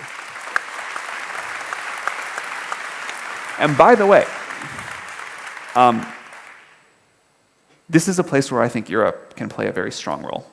There are a lot of things, there's an incredible amount of talent and history in different industries here. I've met a lot of people on this trip and others that are doing these hard things. I think the startup ecosystem needs some additional resources, but the spirit is here.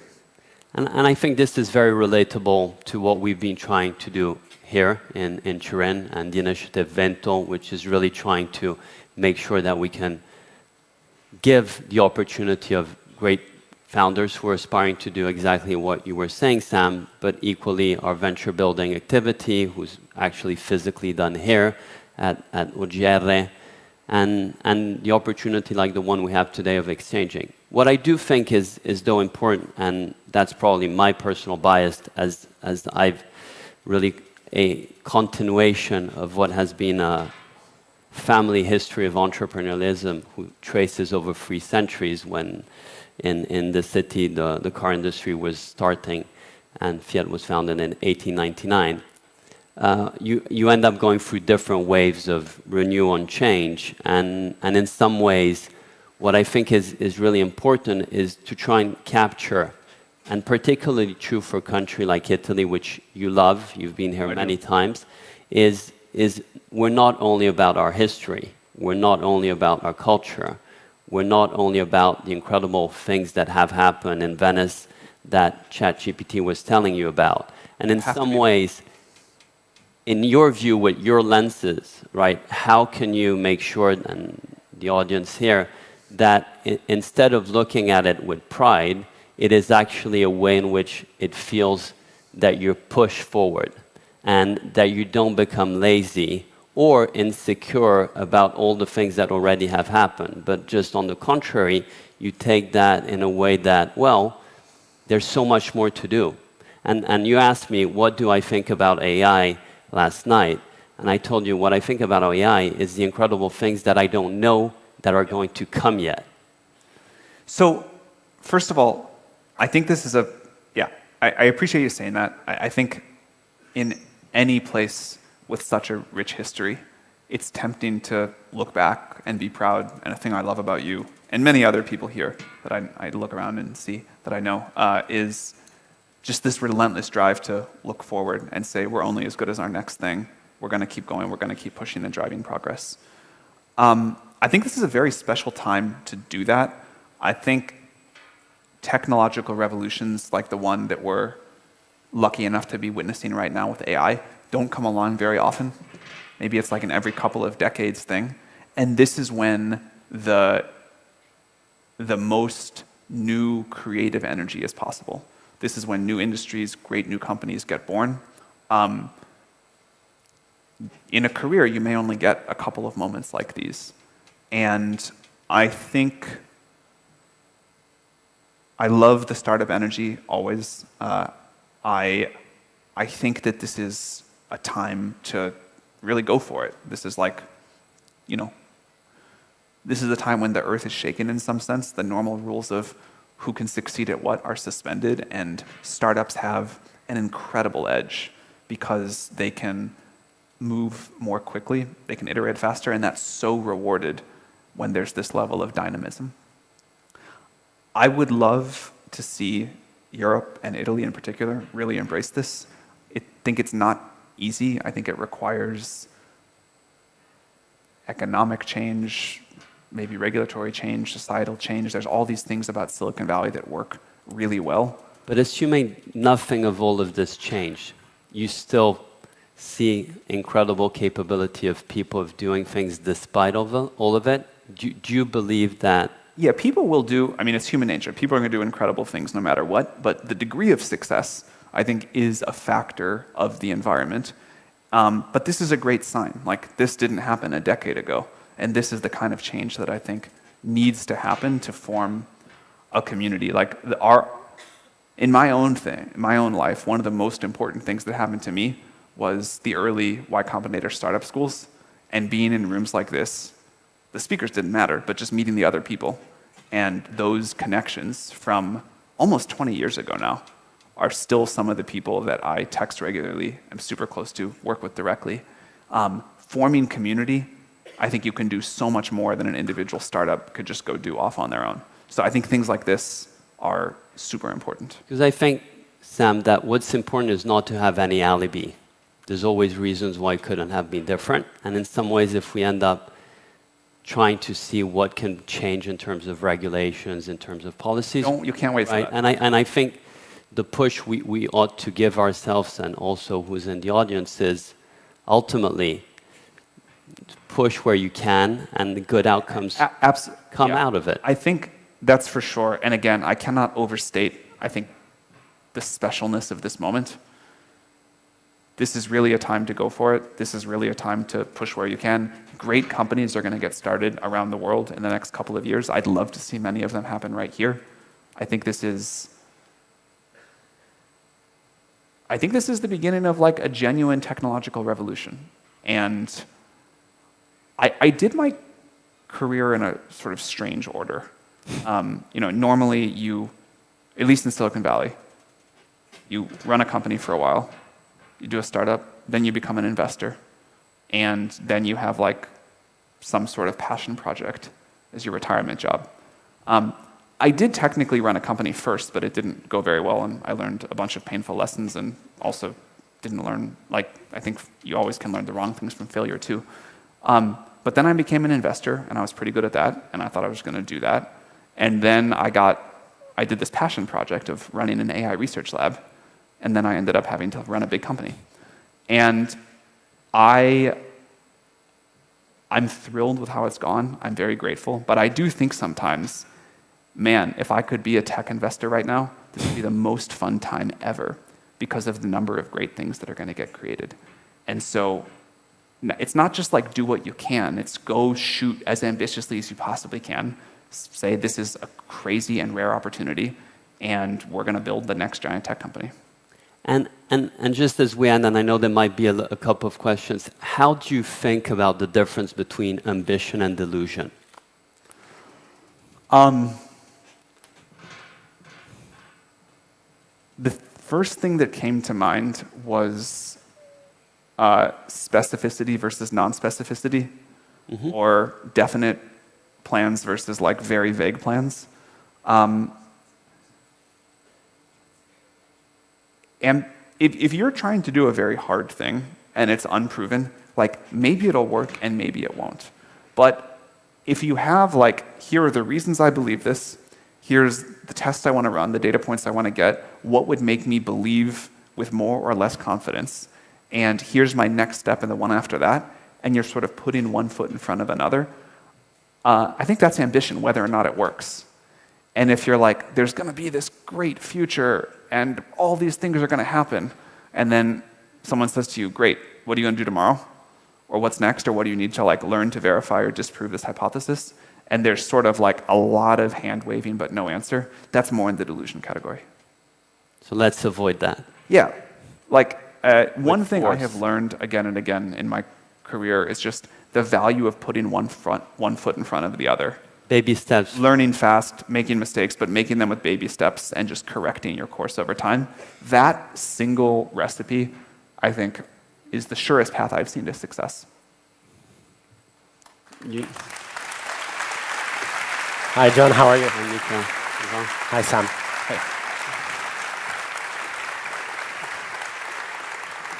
Thank you very much. Thank you. That's highly insightful. We're a little bit out of time. We had questions from the audience and from founders. One, to start, I'll start with you, John. AI is going to disrupt or impact industries. It's a little turning. AI is going to impact most traditional industries in the next couple of years. It already started. How can companies start now to adopt new strategies to adapt now rather than be late in a couple of years? Well, I think awareness is ultimately the most important. And the more you're aware, the more you'll be prompt to adapting.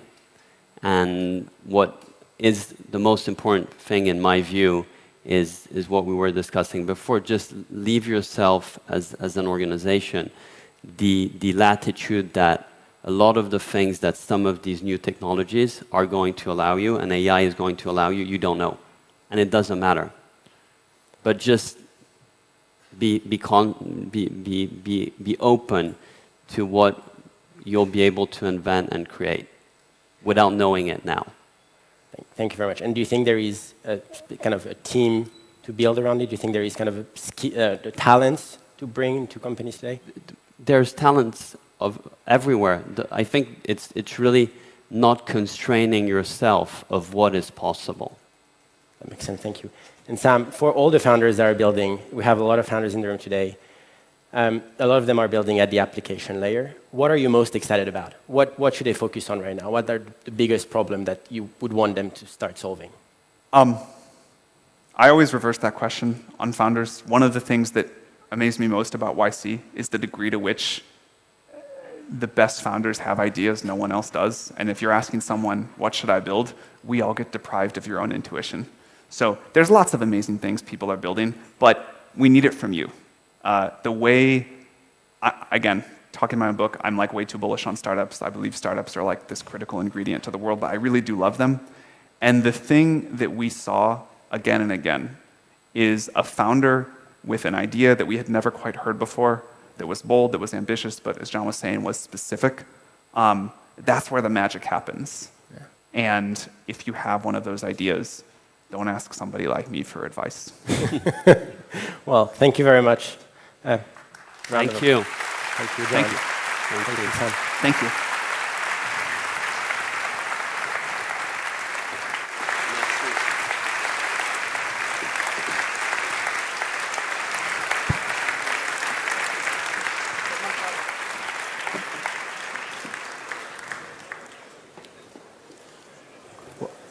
Wow, so we've just heard from Sam and John. We have a few great AI panels still for this afternoon, so please stick right now. Next, I'm going to welcome on stage two investors from Heavyweights VCs and a founder that are going to talk about the chasm that's happening between the billions that are deployed at a foundational layer and what's the value created at the application layer. So on stage, I'm happy to introduce Julia Andre from Index Ventures, Luca Bocchio from Accel, and Chase Lockmiller from Crusoe.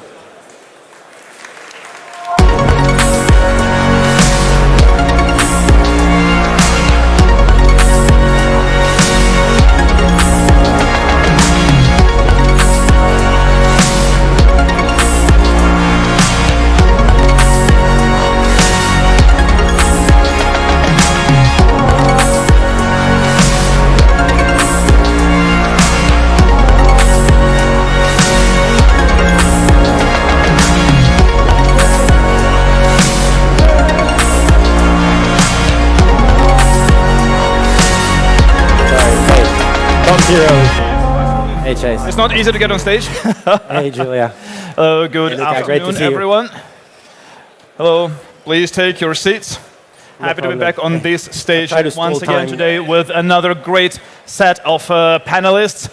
We have indeed two investors and one AI founder to talk about the perceived rift that has been creating itself between the foundational and application layer. But before we start, let's do a little bit of a round of introduction and add one little twist to it. I would like to, every one of you, I would like you to talk about yourself and your work, but also answer one little question. What was the last prompt that you gave ChatGPT that you can talk about?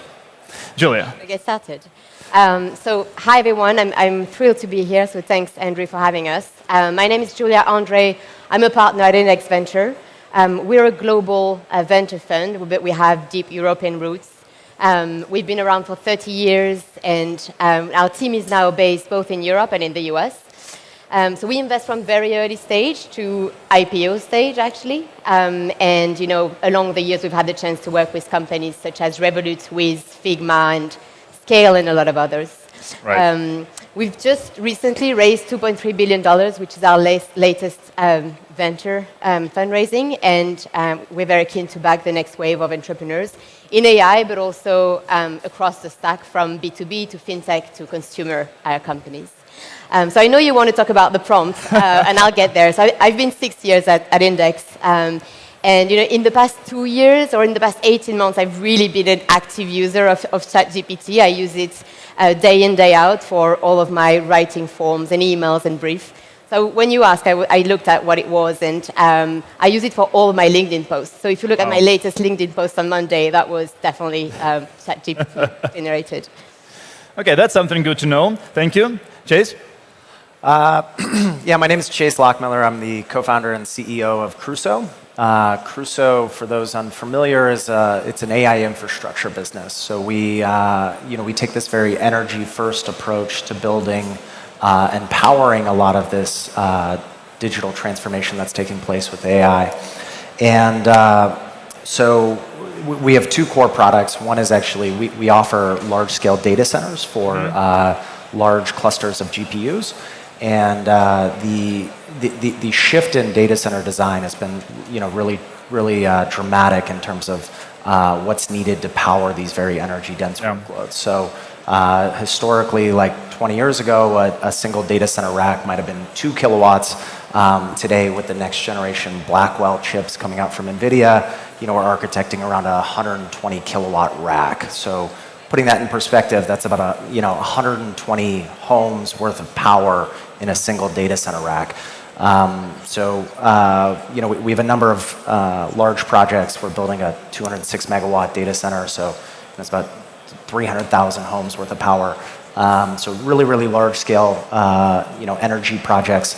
And then we also offer a fully managed serverless cloud platform to enable AI innovators to build generative AI applications, train large language models, and really power from the infrastructure layer and make it a easily digitally native innovation process.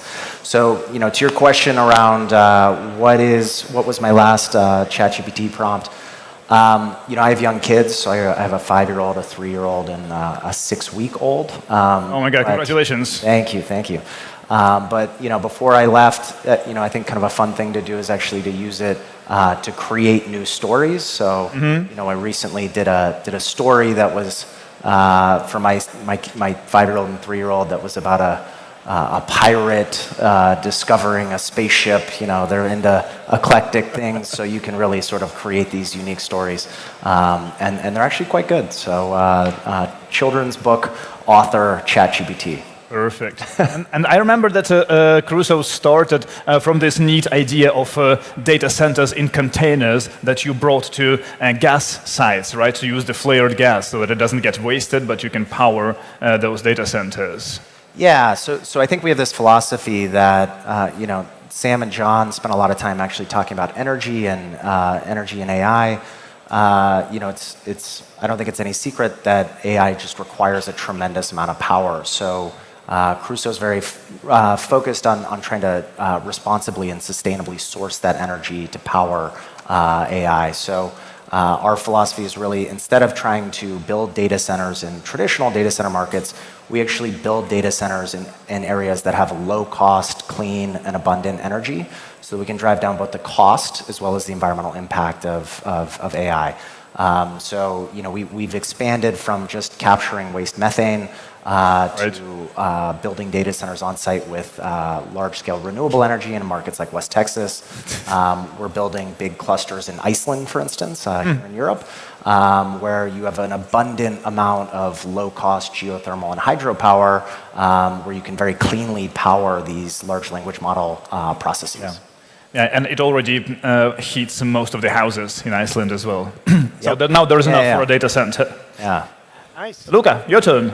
All right. I'm Luca, one of the partners at Accel. We have a global venture capital firm based in the Valley, London, and India. We've been active over the last 40 years backing entrepreneurs that have been building in software, consumer, financial services, and all adjacent areas. Been proudly backing great success stories out of Europe, and of course we want to find more and more. and very happy to be here. Actually, quite hard to be here while rotating and talking with you after Sam and John, but very excited to be here regardless. Perfect merry-go-round. And ChatGPT? Actually, I use it with one of my founders in my portfolio companies, and I was texting him saying, hey, look, when I ask about your product, I got better, let's say, ideas on how to present it than our website. We should improve it. Perfect. Okay, just to be fair, I will also give mine. Mine is utterly ridiculous. I was asking how to avoid gravel flying out of a driveway when the car passes. So, but you can see how different the requests can be, the queries can be, and how many answers generative AI can give to different people. And yet, the conversation is still going on around the returns on those investments. But to give a little bit more context, even I wanted to start with asking Julia and Luca, what is generally your strategy, your investment strategy, when it comes to AI and generative AI? Is there a mandate that you have in your company? We obviously look at a lot of AI companies. I think, when the first announcement around how amazing their technology and the technological unlock came a few years ago, our reflex at Index, and I think like many others, was to all sit in a room and scratch our head and try to determine where is the value going to accrue and where should we bet the next investment and how is the value chain going to work out. But I think we quickly realized, talking to people in the market, we've spent a lot of time with AI researchers, the product is evolving very fast. AI researchers from OpenAI, DeepMind, Mistral network themselves are surprised about how, the technology is evolving and turning and twisting. So it was sort of a good reminder for us to invest more on the founders than on the technology. And that's really been our focus throughout. So, we do look for founders, obviously, that are very close to the cutting edge release and they can attract very good talent. But we also want founders that are focused on real problem and that are obsessed with them and that are focused on the ROI and they have a great decision-making process. And so it was very good for us to come back to this initial framework of investment that we've been applying actually over all of our investment in the past decades. As a result, we invested in great company all across the stack, from models like Cohere or Mistral. I mean, we have Arthur speaking later today. We've invested in picks and shovels. Adaptive is a good example of that, or Weaviate, which is an open source database. And we're also very active in the application layer with companies like DeepL. But the focus and the important thing for us is really the entrepreneur and his ability to navigate these markets in the next decade. Okay, no, that's a good approach. Luca, how's it been for you? I would say pretty similar. I think on one side of the spectrum, as Julia said, you have great founders that in any way they're creating in a very exciting time, because you learned that before from Sam, there's so much that can be done that we don't know it yet. So we have on one side founders that we want to identify that can have the right set of ingredients and passion and knowledge about what they can do. On the other side, I think the framework about foundation, pick and shovels, application, I would say definitely is what we've done. But on the application side, I will also add that is about native businesses created thanks to a new product, but also about existing product that can be augmented, improved, and actually tweaked by generative AI capabilities. So it's a bit of that as well. You have good examples? Yeah, I think on AI native, one company we back is called Synthesia. I don't know if you've ever seen it, but it's a video product, effectively creating an avatar of the three of us here instead of our real presence and delivering internal or external use cases is a great example of what can be done completely new. On the other side, I would say every single software product that we do have across our portfolio, it is now embedding and augmenting their offering thanks to whether it needs it or not. Yeah. I see. No, that makes perfect sense. Chase, for you now, so you are a pick and shovel company, I suppose, and what you are building doesn't have to be necessarily connected to AI. It doesn't have to be serving the AI infrastructure, and yet that's the case. So how have you seen the demand for these pick and shovels evolve over this past few years? Yeah, so I think there was this sort of seminal moment in the space, thanks to Sam, when ChatGPT was launched, in November of 2022. And I think what was really special about that moment is, for the first time in history, there's this canonical problem of the Turing test, right? Where if a human's having a conversation with a machine and a human's having a conversation with another human, and it's a blind test, can you tell the difference between the conversation you're having with the human versus the machine? And it was sort of this huge breakthrough in the space, and I think AI sort of crossed the chasm of being this interesting experimental technology that maybe had niche use cases for predictive modeling, to wow, this is incredibly powerful, and there's very clear applications about how this is going to transform productivity for everyone. I had a professor in grad school that used to say AI is like electricity. There's not really any one thing that you can think of that AI is good for. It's really good for everything. With that moment, I think it really just sort of spawned this giant boom in people's, expanding people's minds and into the potential opportunities that were out there for AI to tackle. And with that, all of that has created tremendous amounts of demand for large-scale computing infrastructure, which is really our business. We sort of sit at this transition from atoms to bits, right? Where people think about AI as this inherently digital experience, but it requires actually tremendous amounts of large-scale infrastructure, power and transformers and large-scale cooling systems. Like when we're building very, very large data centers, there's an incredible amount of plumbing that goes into all these systems. So it's created this massive boom for this new industrial demand for large-scale infrastructure. And I think being in a place like Turin, it's actually inspirational in terms of this is like a very old industrial city, and I think a lot of that knowledge and expertise can really play a very, very important role in terms of what it looks like to scale AI, because the demand is, I think you're seeing it in quarterly earnings calls of all the large tech companies, and these are capex numbers that nobody's ever seen before. Tens, hundreds of billions of dollars of capex to basically invest in the core infrastructure to fundamentally power this next generation of human intelligence and innovation.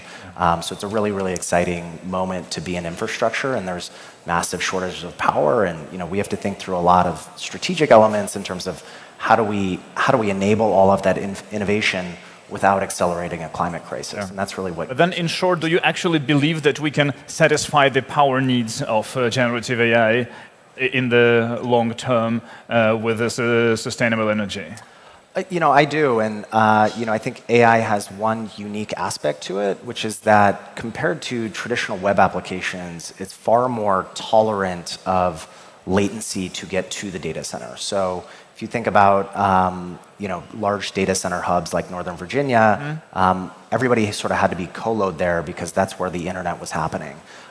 With AI, the compute time required to run a query or to train a large language model, you actually don't really care about adding 10, 20, 100 milliseconds of latency to actually get to the data center.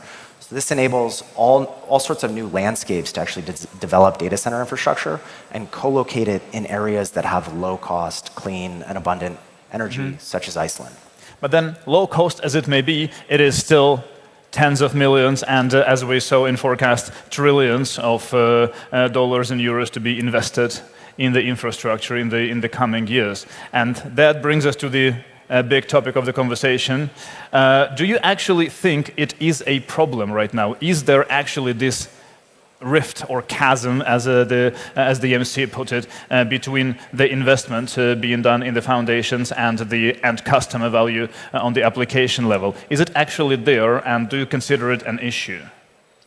I think if we take a step back from that question, I think if you really look at the product that are offered today to the customers and the usage and the adoption of this product, I mean, it is phenomenal, right? Like the demand is massive from enterprise to SMEs to consumers. I mean, we're all users, and your analogy on electricity actually really resonates with me because I think it feeds a lot of other disruption in a lot of other industries. So AI is not just one wave; it actually creates multiple waves, I think. And what I'm trying to say is, I think we're at the very beginning of the impact that this is going to have, and we can't yet estimate really the scale of what the value that's going to be created. It's been 2 years, though. It takes time to build big businesses and to make changes. But I get your point. I think, what's hard about it is the size of the investments, right? Like, yes, like a lot of the investment goes into the GPU compute, and the typical seed that used to be 5 million is now 50 million, and Luca would know it very well. And Series A is now 100 million, and then very quickly these companies would raise billions. So that's complex to manage. But I think at the end of the day, some of these companies are going to become massive and are going to become $100 billion companies. Some other companies that play more on the application layer or infrastructure layer that have less compute have more efficient risk profile that are still very interesting to back. So I do think, it's very early to say, but I'm pretty sure there will be some very good opportunity in terms of money on money. But you do see that right now we are yet to see a return, like end customer value, that would correspond to the amount of capital invested in the foundational models and the. Yeah, by definition, yes. But I will say that I think it's not just about being patient. I think it's about the opportunity that can happen from here. As Julia was saying, at the end of the day, on the application side, many things that are going to create interesting companies have not yet appeared, right? So we're going to wait for a bit more, but I'm pretty sure they're going to see that. And this foundation investment that got into it should not just be seen, application is going to happen, all the ROI is there, but the foundation themselves are going to make money over time. There's no question.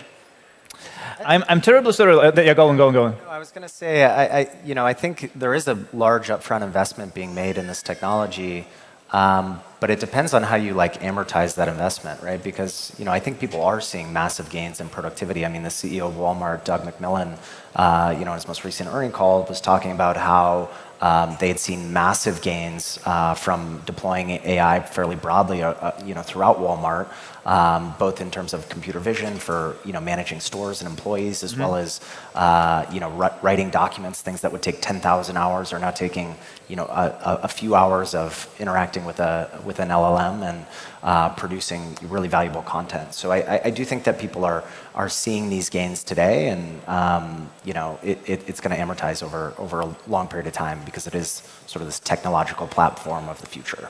Well, this is where I see actually a pretty significant gap, because we all can see these gains anecdotally with ourselves, with the people next to us, with certain companies that talk about it. But at the same time, according to some reports, particularly the Goldman Sachs report that actually stirred this entire conversation from this summer, these gains are actually minuscule.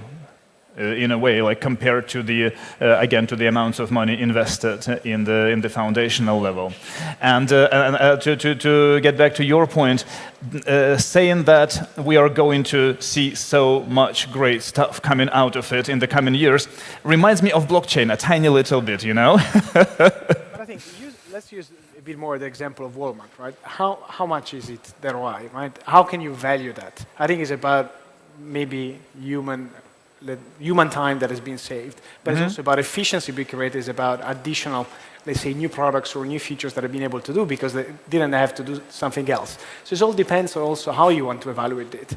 What I wanted to say is that you just need to be a bit patient, because innovation cycles are happening fast, but you need to give a bit of time. You cannot really create billions of value out of every single company in 2 years. Oh, absolutely. And to think about another aspect of it, I think I saw a quote by Sundar Pichai saying that in this industry, the risk of over-investing is actually much lower than the risk of under-investing. So it's actually okay to throw more money than necessary at this technology just to avoid the risk of not investing into the right thing, not investing enough. Is that the way that you are thinking about it as well? I think that goes beyond AI in the industry of venture, right? Like the well, that's the definition of venture capital in exactly, a way. Like the job is to find something that works very well and invest behind it and double down on it, right? And the power law completely dominates the industry, and so there's going to be very few numbers of companies that are going to be very big, and not being in it is very painful. And so you need to make sure that you take enough shots at the goal to sort of work with these companies. And so, it looks like AI is working pretty well, and so I guess you'd wanna make like a number of bets. I think where it breaks a little bit, I mean, we often say, at least at Index, when you invest, you can only lose your money once, but you can make way more than that, and that's why the asymmetry is interesting. With the rounds in AI, the rounds are so big that it's actually a big chunk that you might lose. So I guess that's where there's a bit of question. I think one characteristic that actually makes Sundar very correct in that statement is that AI has this characteristic that it has this positive reflexivity, where the better it gets, the more useful it gets, and therefore you use it more. And this isn't stagnant, right? Sam's not going to stop innovating after '01, right? That they're going to continue to improve these models, which is actually going to drive up more demand and more usefulness and more productivity gains. All right. And anything to add on that topic? Back to the fundamental question you asked. Our job is about, of course, as Julia was mentioning, really backing great, exceptional founders and really hoping that those companies and helping those founders to really create big businesses. But the problem that we have at the moment is about how many of those bets can you make, right? I think the AI is changing a bit the paradigm on the amount of money that's needed. So I think for us, it's more about the opportunity cost of really trying to select what we think is the best. But definitely we have to play. There's no other way. Oh, absolutely. And I wanted to focus a little bit for a while on Europe, since you're both European-based VCs. Where do you see the strength of European AI in the future? Is there any vertical that you see being better represented, or maybe having more prospects than the others? Is there an opinion that you've formed so far? I wouldn't say verticals per se, but I think it's about the technical talent. I think Europe has incredible technical talent when it comes to not just the AI research bit, which I think you've been reading a lot about how many researchers effectively and how many papers have been coming out of European researchers. So I think that is pretty well known, but also if you just use traditional engineering capabilities, traditional software capabilities, Europe still is probably the largest population of developers in the world at the moment. I think you have the basis. I think the technical talent is here. It's more about putting that flying wheel of great people into great companies, learning more and churning out the next new idea. I think this is where we are definitely excited, but we need to see a bit more of that. I think in the US, there's of course the great foundation of models that are creating and sucking a bit the oxygen from the rest of the world. But I think on the application layer, I think Europe can play a big role. And whose role is it then to encourage this, to help this flywheel turn at this point? Is it the VCs? Is it the founders themselves? Is it the government? What do you think? I think, our thesis, as we've discussed, is really around the entrepreneurs themselves. And so this, I think, it really needs to come from the people, right? I for example, spend a lot of time in France. They have great engineers. A lot of them have been, working in the US with the big tech, as we call them, or with OpenAI, and come back and build their own companies. And so for us, this is what we are looking at, and this is what we want to encourage, really. We want to encourage this type of profiles to be ambitious and build something large from Europe. Right. What do you think the US ecosystem is doing right in this respect? I think the US has a lot of unique elements that create entrepreneurial activities. And I know there was sort of this big transition that sort of took place, due to COVID, and a lot of people, there was this whole narrative of people fleeing the Bay Area and it being like, oh, there's this huge exodus. But the Bay Area is like just a really special place in terms of the density of talent, and people are attracted there. Like, a lot of the people that live there, aren't born there, didn't grow up there, but they're attracted there because there's a lot of other, very talented people there that are building interesting things, thinking about the future and how they're going to transform it. And so, between the talent and then the venture capital ecosystem and the Bay Area network effects that just sort of naturally play out, like when you live there, I think it's like I don't think there's anywhere quite like it in terms of being an entrepreneur and building a company. Right. Now, this is all we have time for, so we will have to stop here. And here is to hope that we can also build an ecosystem that is as great and contribute to covering the gap between the foundational models in AI and the application level. And here is to all the founders doing this today. Now, please give a big round of applause to this great panel. Luca, Chase, Julia, thank you so much for joining me today. Let's go. Thank you very much, Julia, Chase, Luca, and Andre. Next topic that is obviously somewhat close to Turin and a topic that's close to our hearts here at Exor and Exor Ventures. We're going to talk about the transformative power of generative AI in the automotive industry. And for that, I welcome on stage Ned Currie, who is the Chief Engineering and Technology Officer at Stellantis, and Alfred Lin of Sequoia Capital.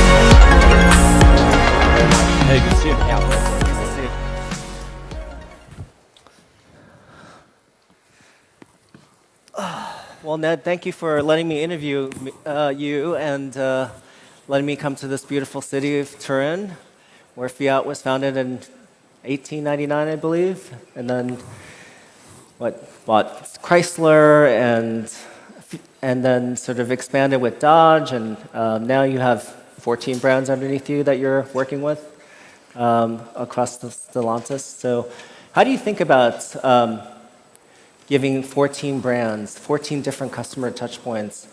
How do you design for those customer experiences, make those the best customer experience ever? Yeah, so great to be here. And thanks for having me here, of course.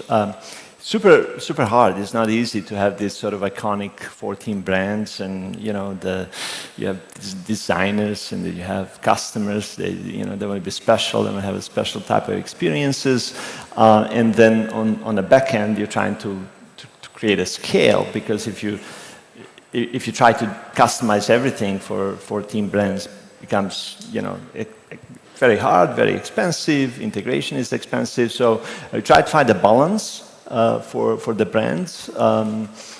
So we have built, list of tenets, which we use as a religion, how we think about technology, how we think about body structure, how we think about silhouettes, how we think about, user experience in HMI. And so then we essentially go through those tenets when we decide. So for example, 14 brands, you would think you want to have 14 different platforms, and every platform want to have different types of vehicles, and so all of a sudden they would multiply, it would go nuts.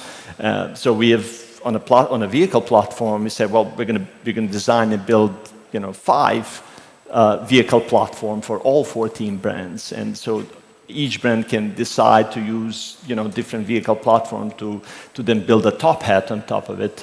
We build one EE architecture, so one electronics architecture. We build one software system with a little bit of a room for differentiation in the HMI. And so from a Stella small, medium, large frame and the smart car platform, we can essentially design and build just about everything that the brands want. So we drive that radical simplification. It's just about everything that we do.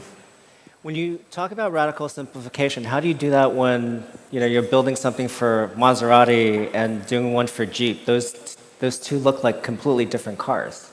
Right, and they are very different cars, different customer base, different market segmentation, different capabilities, and so forth. So what we typically do is, as I said, you have 5 platforms, and so Jeep needs the frame platform, and the frame comes with lots of capability, off-road capability, and then we have a different powertrain systems, and so then on Jeep we put one powertrain system, and then Maserati is high performance, so in the Stella Large platform we have all the high performance capabilities, and then we have a high performance propulsion system, so then Maserati and Jeep use from this sort of a menu of available configurations their base platform components. Then on top of it, we do integration, essentially.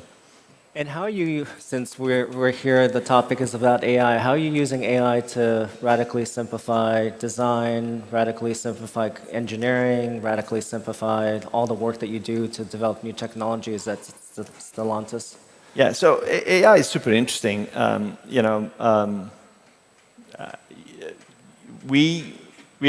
I also believe it, what Sam talked about earlier and what Konstantin talked about earlier, that we're in a precipitous of like an immense transformation in just about everything. And so we're not immune, at Stellantis, we're not immune to that change. So we can decide, sort of see what happens and sort of use the tools that others give us, or we can jump at both feet and try to figure out to redefine everything for Stellantis. We decide to go the other one.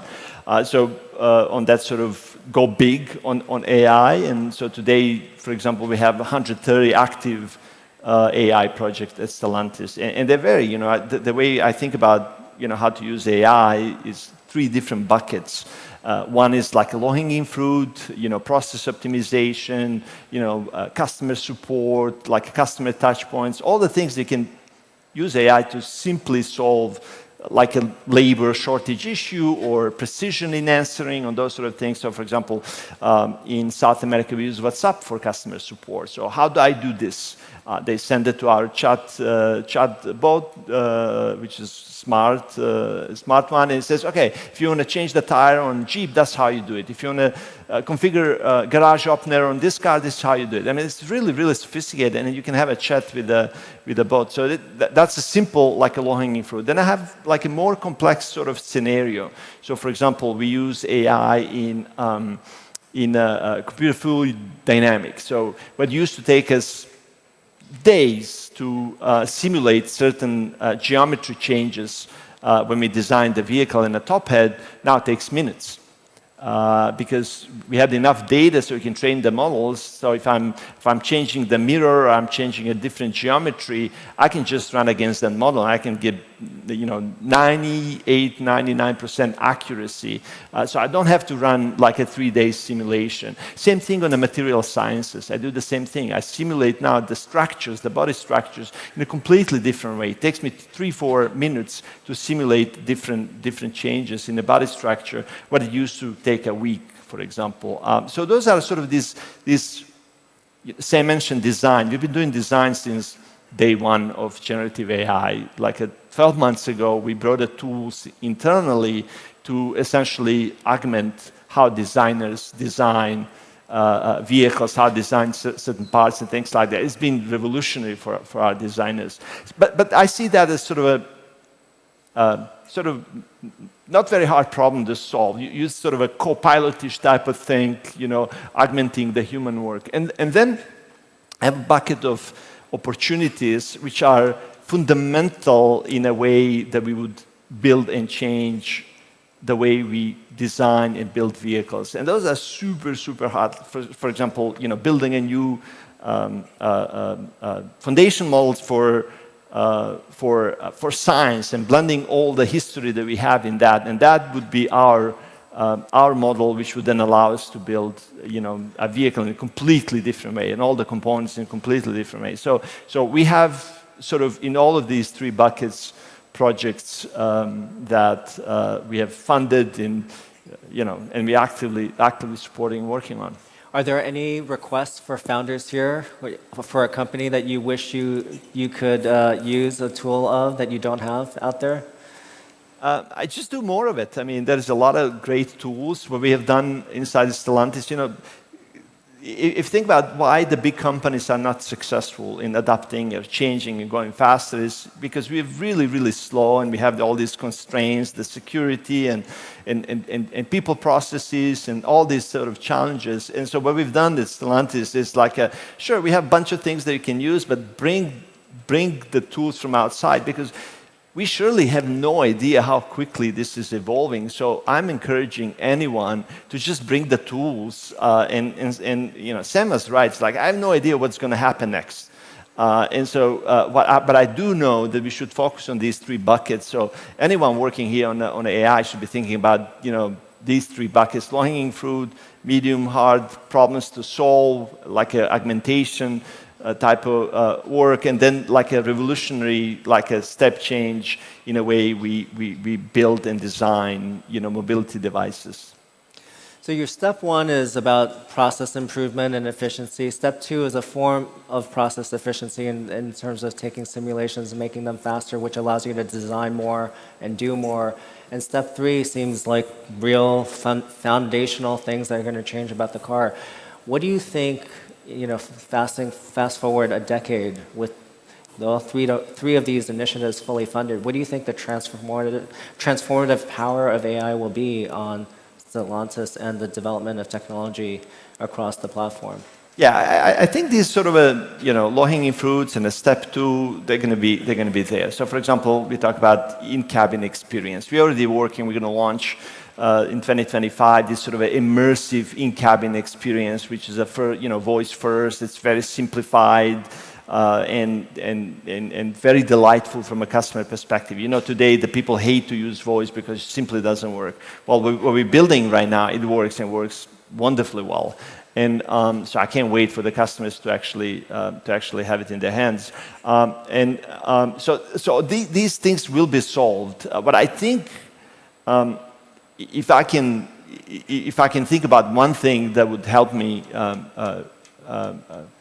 move faster is, to have the system that can do the packaging, the vehicle packaging, like a snap. So I say, I need these features. I put a very sophisticated prompt, and I can say, okay, I need the car to do X, Y, and Z with these characteristics. Give me a first design of this thing. And we are not there, not even close. But I think in 10 years we're going to be there, and we're going to be probably using that with these materials and these properties and things like that.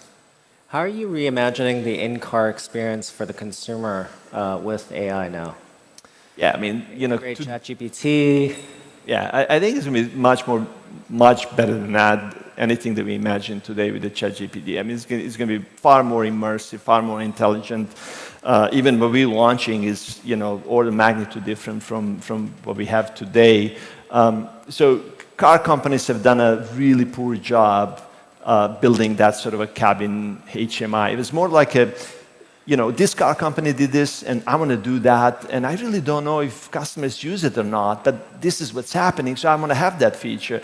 It turns out that actually people don't use any of that. When you actually do assessment of what's been used in a car, people do 4 things in a car. They drive, they navigate, they entertain themselves, and they communicate. So, but then those 4 features beyond like a driving really suck in a vehicle. So we say, okay, drop all this junk, focus on those like a basic primitive experiences that are completely delightful and great for the customer. So team has been working on that, and we're just tearing down all the features that are completely useless. And so immense focus on like vehicle controls, meaning drivability, on navigation, and entertainment and communication. Everything else is useless in a vehicle. With voice, that changes. Now you can think about all the things that you couldn't do very effectively in the vehicle with all the prompts and commands and buttons and things like that, and touching a screen. I think touchscreen has just been a nightmare. Like, okay, where I'm going to, which button I'm driving, I'm going to try to find, what I'm pushing. It's just a nonsensical. But with voice, you can do a lot of those things. That's the one thing. But the predictive nature and the agent understanding you immensely more and being predictive in a way that vehicle behaves is going to change. And maybe with this generative AI technology, we get into this sort of a type of autonomy that we were dreaming about, which I was very confident it wouldn't happen. And I went on record. It was like, okay, you guys spending a lot of money on this. This is not going to happen, the way you think it's going to happen, which turned out to be true. Now, for the first time, I think generative AI actually does give us an option to get into that sort of autonomy or less constrained autonomy that we've been looking for. It is in a world where we're going to have a co-driver, a co-communicator, a co-entertainer in the same place in the car at the same time as we drive. I think so. I think so. I think this is coming. I think 10 years from now, I'm pretty confident we'll have that in our cars. You've been in the automotive industry for a long time. What got you into automotive in the first place? I've been sort of on and off, really. I started the aerospace, and then I joined the tech. I joined Microsoft, and then went to Toyota, and then left, but did Amazon. I did some automotive work, and back with Stellantis and car companies. Yeah, it's just like the sort of intersection between the hardware and software. I think this is phenomenal, a space to be. When you work just on software, it's great, it's fantastic, but I miss that sort of a physical interaction, so that I love the aerospace in that sense, and then being in automotive is amazing. So now you're actually building stuff that you can experience in a way that with software only you really can't, and so I miss that a lot, and that's why I'm back. I'm enjoying it. The sort of interaction between the hardware and software. It's certainly an interesting time for automotive with AI, and it's also an interesting time because of climate and EV transformation. And so tell us a little bit about plans inside Stellantis for a move to EV and how that's going. That's a heated question. It's a heated question. Yeah, it's a good question. The way I think about it, once when you drive electric vehicle, it's really, really hard to go back to internal combustion vehicle. Just the performance of electric vehicle, like instant torque, control, vehicle dynamics because the batteries are down low. It gives you, gives you ability to do the things that you can't do with internal combustion. So, but getting the people in electric vehicle is a problem because electric vehicles are very, very expensive.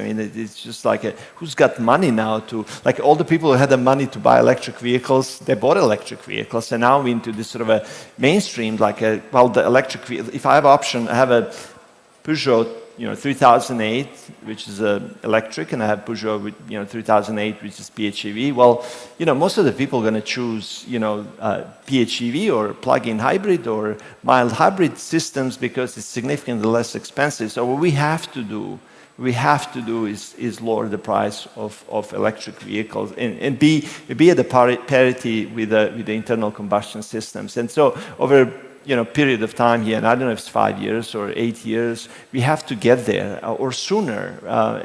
What's coming from China is incredible, where electric vehicles are at the price point of ICE, internal combustion vehicles. Now, so that's one problem. The second problem is infrastructure, but I think infrastructure is more of an excuse, really. Because once when you have an electric vehicle, you figure out where to put a charger, and there's at least in many countries, it's been sort of figured out. And the range is already there. The range, there is some range anxiety still people feel, but you can go, Peugeot 3008, 700 kilometers in Europe on a single charge. So it's phenomenal distance now. So you don't have to have that sort of a range. Exactly. In fact, you can go more on electric vehicle. You can cover more range than in many of the internal combustion vehicles. So we have some communication problems to solve. But I think major problem is the cost, and the cost is a real challenge that we have to work on. Is the cost related to supply chain issues, or is it just still engineering related? It's the battery.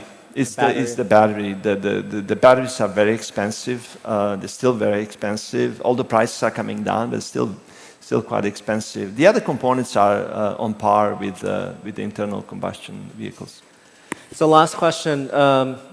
What's your ambition for, we like to ask at Sequoia, what's your scale of ambition? So what's your scale of ambition for Stellantis going out a decade and into the future?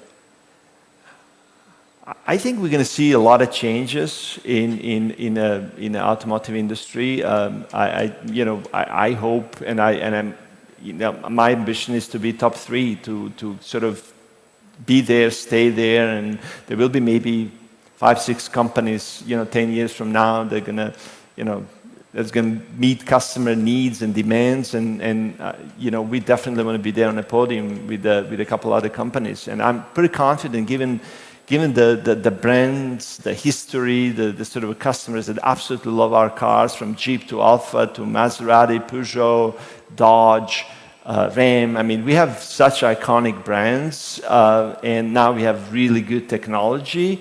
We're going to be there. We're going to be at the podium. I'm confident. You have some of the most iconic brands from mid-price range to very luxury price ranges. So congratulations and thank you for being here with me on stage. Thanks, Alfred. Great to be here.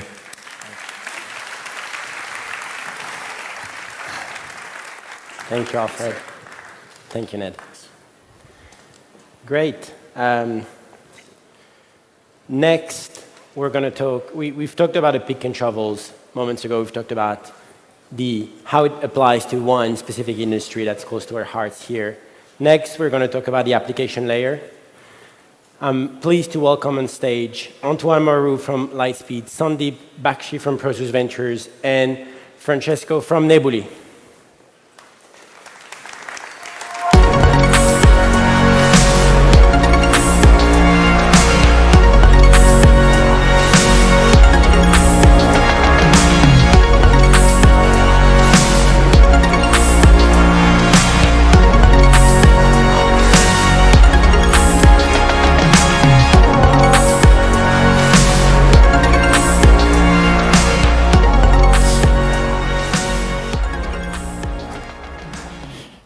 Guys.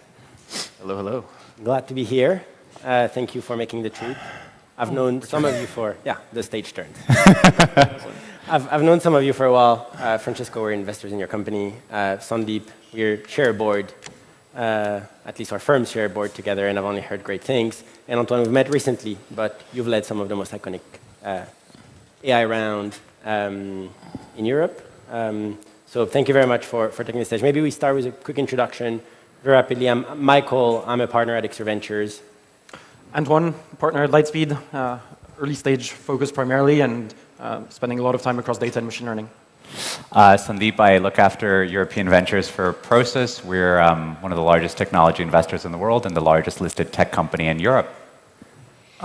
Francesco, founder of Nebuli. We are building sort of Google Analytics for LLMs. I've been building with AI since the last 6 or 7 years, and glad to be here. And for the record, Francesco is one of the rare Italians that's building between Europe and the Valley, so we'll have a lot to help the founders in the room today. So maybe we start with a high note. Do you guys believe we're in an AI bubble today? Sandeep, can we start with you? I don't love I'm not a big fan of the word bubble, because when a bubble bursts, there's nothing actually left, typically speaking. I think that if everybody in the room is evident of anything, I think that there's a tremendous opportunity. I think that there's exuberance, for sure.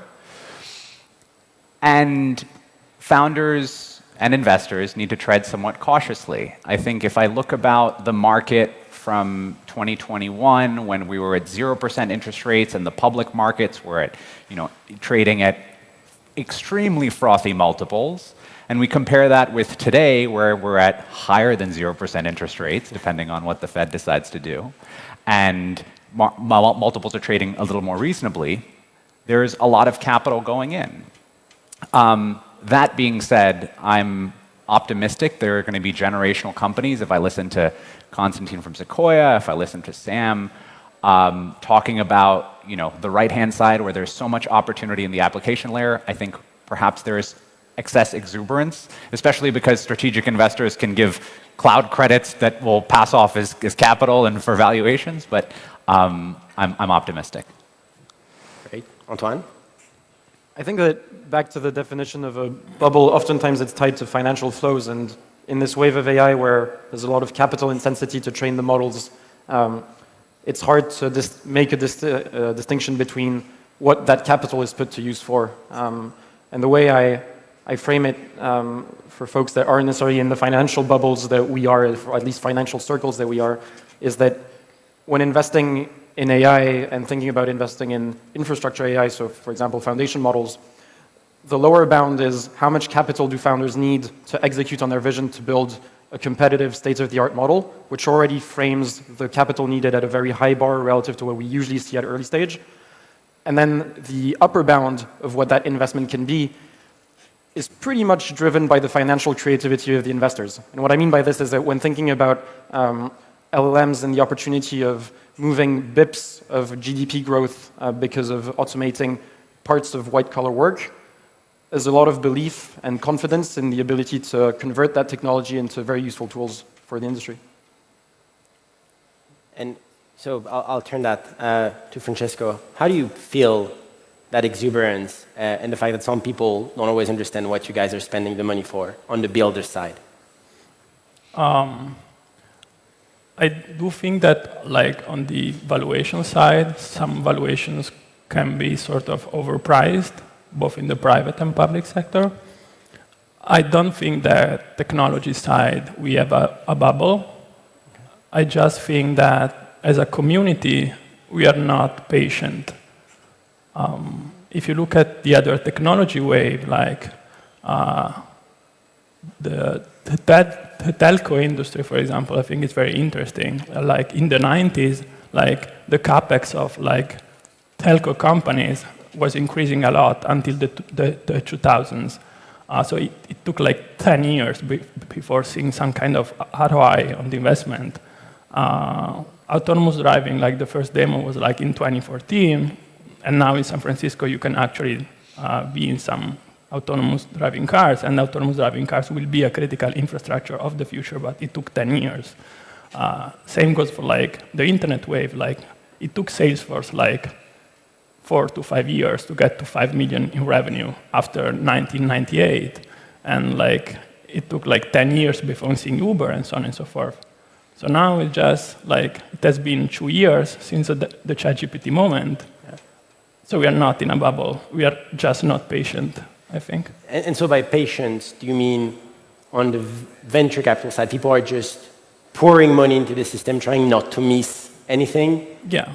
Or is it just builders trying to build everything and anything that has AI to it? I think that building critical companies takes time. Yeah.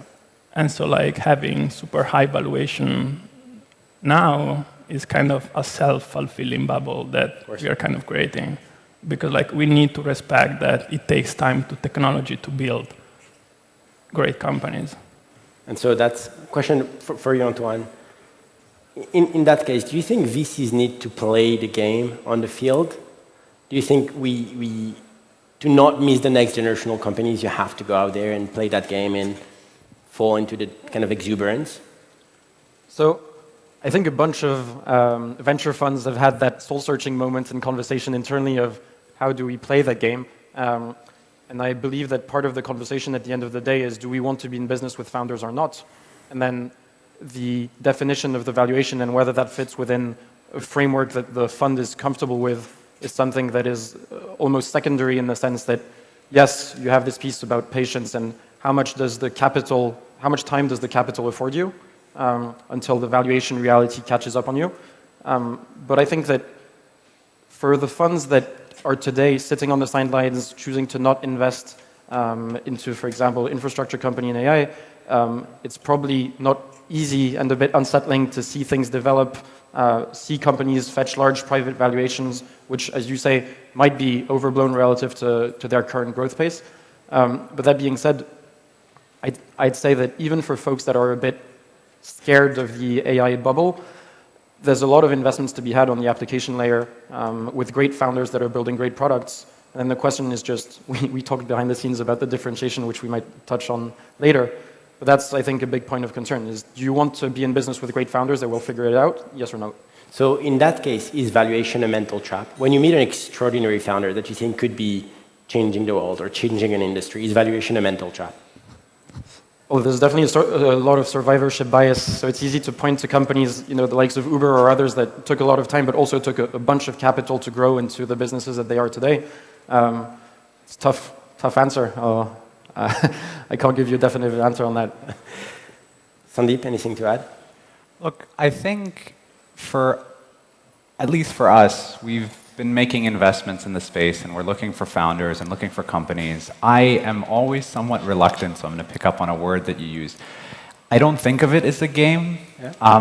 These are people. These are people here in the audiences that are spending their lives building things, and when we try and partner with them, we're like, look, if I had the pleasure of speaking with one of the many exceptional XOR portfolio companies earlier today, and we also have the luxury, given our public nature, that we can invest over a longer period of time. And it's a deep tech company, and we said, look, if you continue to hit what you deliver, within reason, we try our level best, irrespective of market conditions, to try and support you in any way that we can. I echo everything that Antoine said. Valuation in this market is very hard. And it's a very thing that we try, it's a difficult thing that we try and dance around. Thank you. Francesco, one for you. That's more on the building side. That kind of ties up with the valuation to some extent. Do you think there is a way to stay competitive or to be sustainably competitive when everybody's using the same models? I think that it really depends on, like, if you're talking like in the application layer, like the vast majority of people would say that to be competitive, you need basically three things. The first one is like building vertical applications so that you can build a data mode. The second one, kind of building a workflow automation with many steps in the process, with an agent that you can kind of automate the process with. And the third one is like building something where different shareholders are involved so that you can increase the stickiness of the vertical application. So like there is the basically consensus opinion on like building vertical application companies today. To add something on that, I think that this is a good framework in the short term and medium term. In the long term, I'm not really sure that foundational companies like OpenAI, Anthropic, and the likes will continue to monetize on the API business because costs are going down a lot, and so the margins will be tough on that business models. And so I think that they will push on finding other business models, and this will change a lot how you can think about positioning a vertical application layer in the long term. So that's super interesting. You're mentioning OpenAI and how they're developing those APIs and so on. Antoine, do you think the fear of like OpenAI killed my business, is that rational? Do you believe in that? Well, if you look at the past 2 years, it certainly is with certain businesses that unfortunately have gotten, let's say, maybe put a bit on the sidelines relative to the amounts of capital that OpenAI has invested in certain areas. I would say that, and sometimes investors ask this question as well, there's a point in time where when companies reach such a large scale and are so ubiquitous, and I think that in the AI side, OpenAI has certainly reached that level, it's a bit like, oh, but why can't Google do this type of thinking? The question is, yes, if you're going head to head on a product and you don't have the same levels of capital, maybe it's going to be a rough ride. But I'm convinced that you can build some very interesting products that are different from OpenAI, leveraging OpenAI's technology, and still manage to build an interesting business. Yeah, that makes sense. I think the founder of HubSpot put a post a couple of weeks ago, months ago on Twitter, saying that people thought at first that HubSpot was a wrapper around a database, right? And so that's what we've heard a lot in AI. Those companies have seen wrapper, and as we're going to have more data and more workflows, OpenAI is going to kind of come in and disrupt some of those companies. Sandeep, how do you... We've seen, and some of those companies have had explosive growth in the past, right? We've seen some companies in the early 2023, late 2022, growing to hundreds, almost 100 millions of AR in a matter of weeks, right? How do you make the difference between that momentum and sustainable growth going forward, of like a long-term value accrual? It's tough. I'm glad you're answering it first. I'm going to have to come up with something clever. Look, the way that we think about it, one of the things that we've seen, and I'm sure most of the seasoned investors in this room have seen, is that while we can see trajectories like this, the reality in the growth of any company is that it always goes like this. And for every upswing that you have, there will be a period of down. What we look to find out is defensibility. So are you accruing information or data that other people don't have access to? I'll talk about a portfolio company of ours just to try and make it a little more tangible for the audience. We have a portfolio company called Corti, which is a medical co-pilot for doctors and nurse practitioners. And they've accumulated, at this point, they're doing over 100 million patient interactions or consultations. That's a real data moat. So I think that the way that we try and think about it is that, of course, if there is explosive growth, going back to the OpenAI question, a large ship is very difficult to kind of move, and OpenAI, I would venture to argue, is probably quite a large ship at this moment. But, and Sam talked about this as well, is if you have a team, an exceptionally strong team that's focused on a problem that's very important to them, coupled with access to some semblance of proprietary information that even they're building up, I think from my perspective, that's a winning recipe. So it's basically all about a product. I would venture to say yes. Antoine, what about the team? What about We've heard so much about it's very important to bring a team, and so does that become table stake at this stage? No, I certainly don't think it is. I think that today, if we're speaking about AI generally, I think there's an increased attention to the types of technical talent that is brought on board. And there's been certainly an increase of interest in research profiles, so folks that have actually done PhD level work on AI infrastructure or data machine learning infrastructure, depending on how you frame it. And I think that perspective today, there's an open question as to whether this will be sustained. We're talking about the application layer, and I think that a lot of the work today that is being done to embed AI into products is more of a software engineering work than it is a core AI research job. And even more so today, as you know, it feels that the talk of the town now is around AI agents and building those layers of workflow automation. That's a lot of scaffolding that engineers are used to doing, and so I think a lot of that work comes more from the engineering side.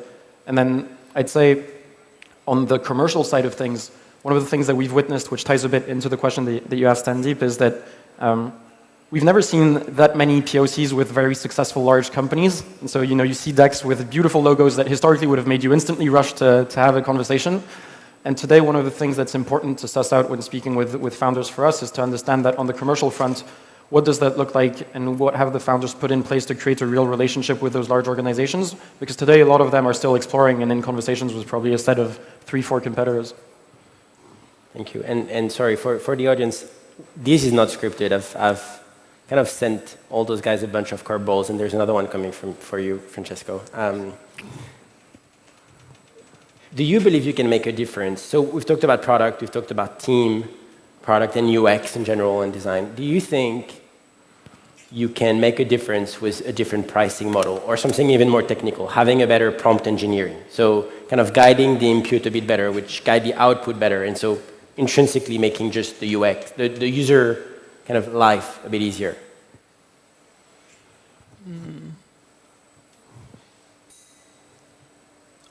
I cannot see that now, but maybe I will change my thinking. I don't think that pricing at this moment in time can be a great lever for differentiation. Like my framework for defensibility is built on a great book. It's called 7 Powers. I think that's the best book that you can actually read on defensibility. And after reading the book, you understand that basically 99% of startups are just not defensible in software. Even if defensibility is the favorite question of venture investors, I would say. The second thing that you understand is that in the early stage, it's much better to be customer obsessed and customer aware and not the other way around, otherwise you're gonna die. And the third thing is that in enterprise software, I think that you have 1 to 3 years of time span in which you need to gather the highest amount of insights from the customers and get to 3 to 5 million in revenue. At this point, I think that you are going to have enough capability in terms of insight and revenue to actually start building long-term differentiation, leveraging one of the 7 levers that you can find in the book. So that's my framework. And so that's super clear, but then how do you go and disrupt incumbents, right? It's really easy now to embed state-of-the-art models, few lines of codes, and you have state-of-the-art models in your workflows, in your app, right, or in your software. How do you come in and disrupt some of those larger incumbents that can actually put some models in their workflows? I think that, like, for me, like, startups are kind of layers of risk. So first, like, you need to understand the risk of, like, competitors doing what you are doing, and then you need to live with that risk. Yeah. Second, you need to speak to your customers. Like, there are no other ways in which you can take these decisions if you're a founder. You just need to talk to your customers and build as fast as you can. There are no other, like, secrets. Yeah. So we'll turn to the investor. Sandeep, how do founders here get their application, AI application funded in today's kind of exuberant market where you have multitude of apps for kind of single use cases or single spaces? It's a good one. I think one, to actually reflect on something that Francesco mentioned, is make sure that you have patience. I mean, one of the things that was very powerful from what Sam had talked about, there's such an immense spotlight on OpenAI, but they didn't start last year. They've been around for quite some time. And you need to ensure that the team that you have has the tenacity and the grit and the vision, the shared vision, to actually build what it is that you want. Make sure that you're focusing on, it was, again, going back to the conversation that John and Sam had, the idea for what you're building should come from within. I mean, I spoke with a couple of Vento companies earlier today that are building, I mean, for the massive market in Italy, they're building applications. Some AI, some less so, but still, there's so many applications that are possible. So I would say, have a team, have grit, resilience, and patience. Yeah. And then as an investor, and one of the things that we look for is we look for customer love. Is like, are you continuing to delight your customers? Of course, you can optimize with pricing, and of course, you can have situations where you make it difficult to churn. But at the end of the day, from my perspective, businesses that are truly resilient, that stand the test of time, are those that delight their customers. So that's what I would say people should focus on. Antoine? I'm going to increase the cognitive dissonance that we already have when we talk about AI. I'll say that you're talking about patience. I think there also needs to be a sense of urgency. And so what I mean by the sense of urgency is that every now and then we meet with founders that ask about the milestones that are required to hit Series A, to hit Series B, whatever it may be. And folks tend to sometimes get stuck on a specific number. And I think what matters is really the velocity and the pace of growth. If someone's heard, for example, you need to have 1 million ARR for a Series A, whatever it may be, you have to understand that in the frame of a venture investor who's investing on a 10, 12-year horizon, that velocity really matters because it helps infer how fast the founder is learning and how fast, it goes back to the customer centricity as well, but how fast they're able to learn from their mistakes, how fast they're able to improve their product. And that is something that we pay a lot of attention to as well. So before I go back to Francesco, we have a couple of minutes.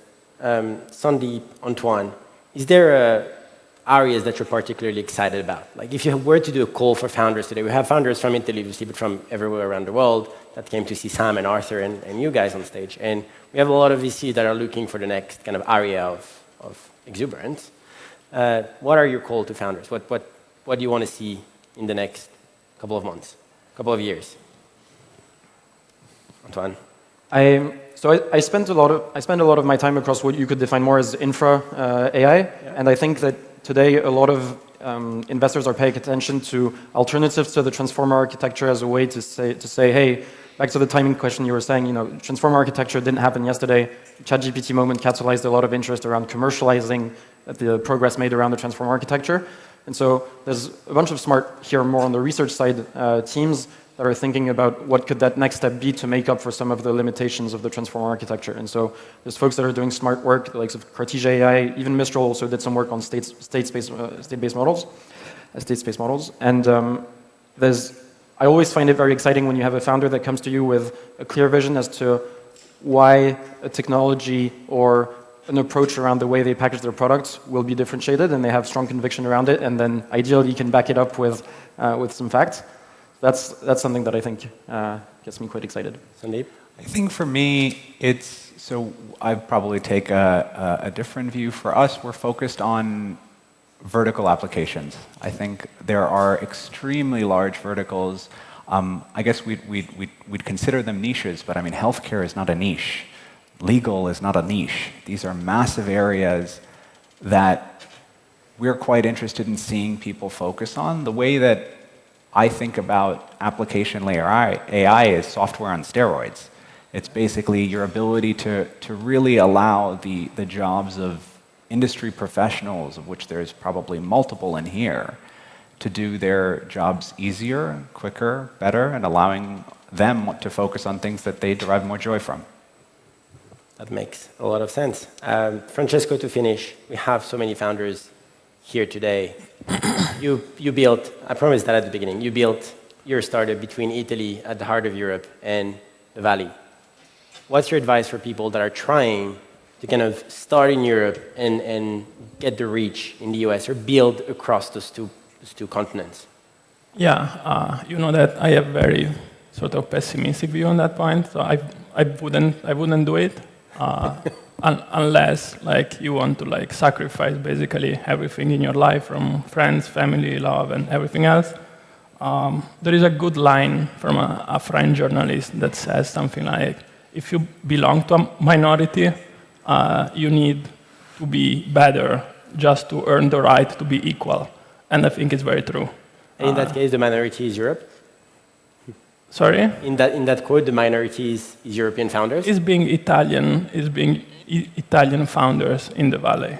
So you're saying that founders need to work almost twice as hard to get to the same level? That's the hard proof, but like, if you are willing to sacrifice yourself, I think it's worth the pain and the suffering. That's great. Well, we're out of time. Thank you very much. Thank you, Antoine. Thank you, Sandeep, and thank you, Francesco, for being here. Thank you, Michael. Thank you. Thank you. Thank you. Thank you. On our way out, Francesco. See you around.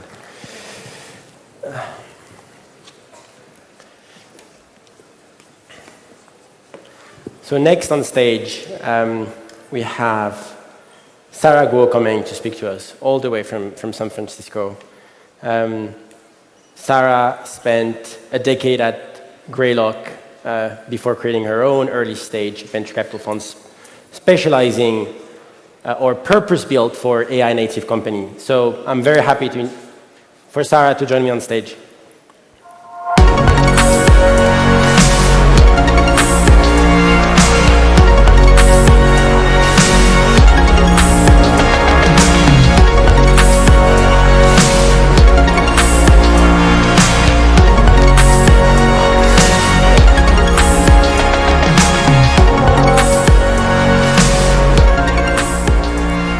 Michael. How are you? I'm great. So, Sarah, you're one of the, I'll say, most seasoned AI investors out there. You've been looking at AI for the past decade almost at Greylock and at Conviction. Before we start, maybe do you want to tell us a couple of words about you so the audience that have looked at the European landscape get to know a little bit more about you?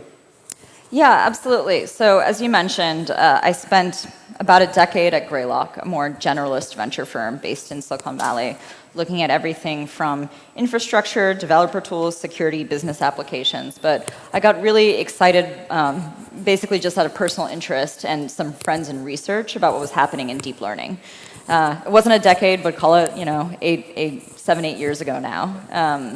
And it was one of those things that if you begin to see it, you can't unsee it. You see it in every application around you. You see it progressing as a research field. And so we bit the bullet and a few years ago started a fund focused on it and launched right before ChatGPT launched. And so I'd say you described me as seasoned. I feel like that's a phrase for older people than me. I didn't mean old. I meant. But no, it's all right. I think in AI it just means like you're attempting to get your sea legs every day, given the pace of change. That's great. So maybe we start again, like earlier on a high note. We've talked about the fact that we're in a somewhat AI exuberance, or maybe a bubble. How do you see it different than the exuberance and actually somewhat bubble that we've seen with crypto in the 2020 and 2021 years? Yeah, I think crypto is a fundamentally very interesting technology, but it's largely limited to financial applications, right? And then certain things around privacy as well. I think of AI as a much more general technology, right? It's horizontal, it can apply up and down the stack, it can attack many different domains. And I think the other fundamental difference I see is you don't have the sort of liquid market dynamics in AI that you have in crypto.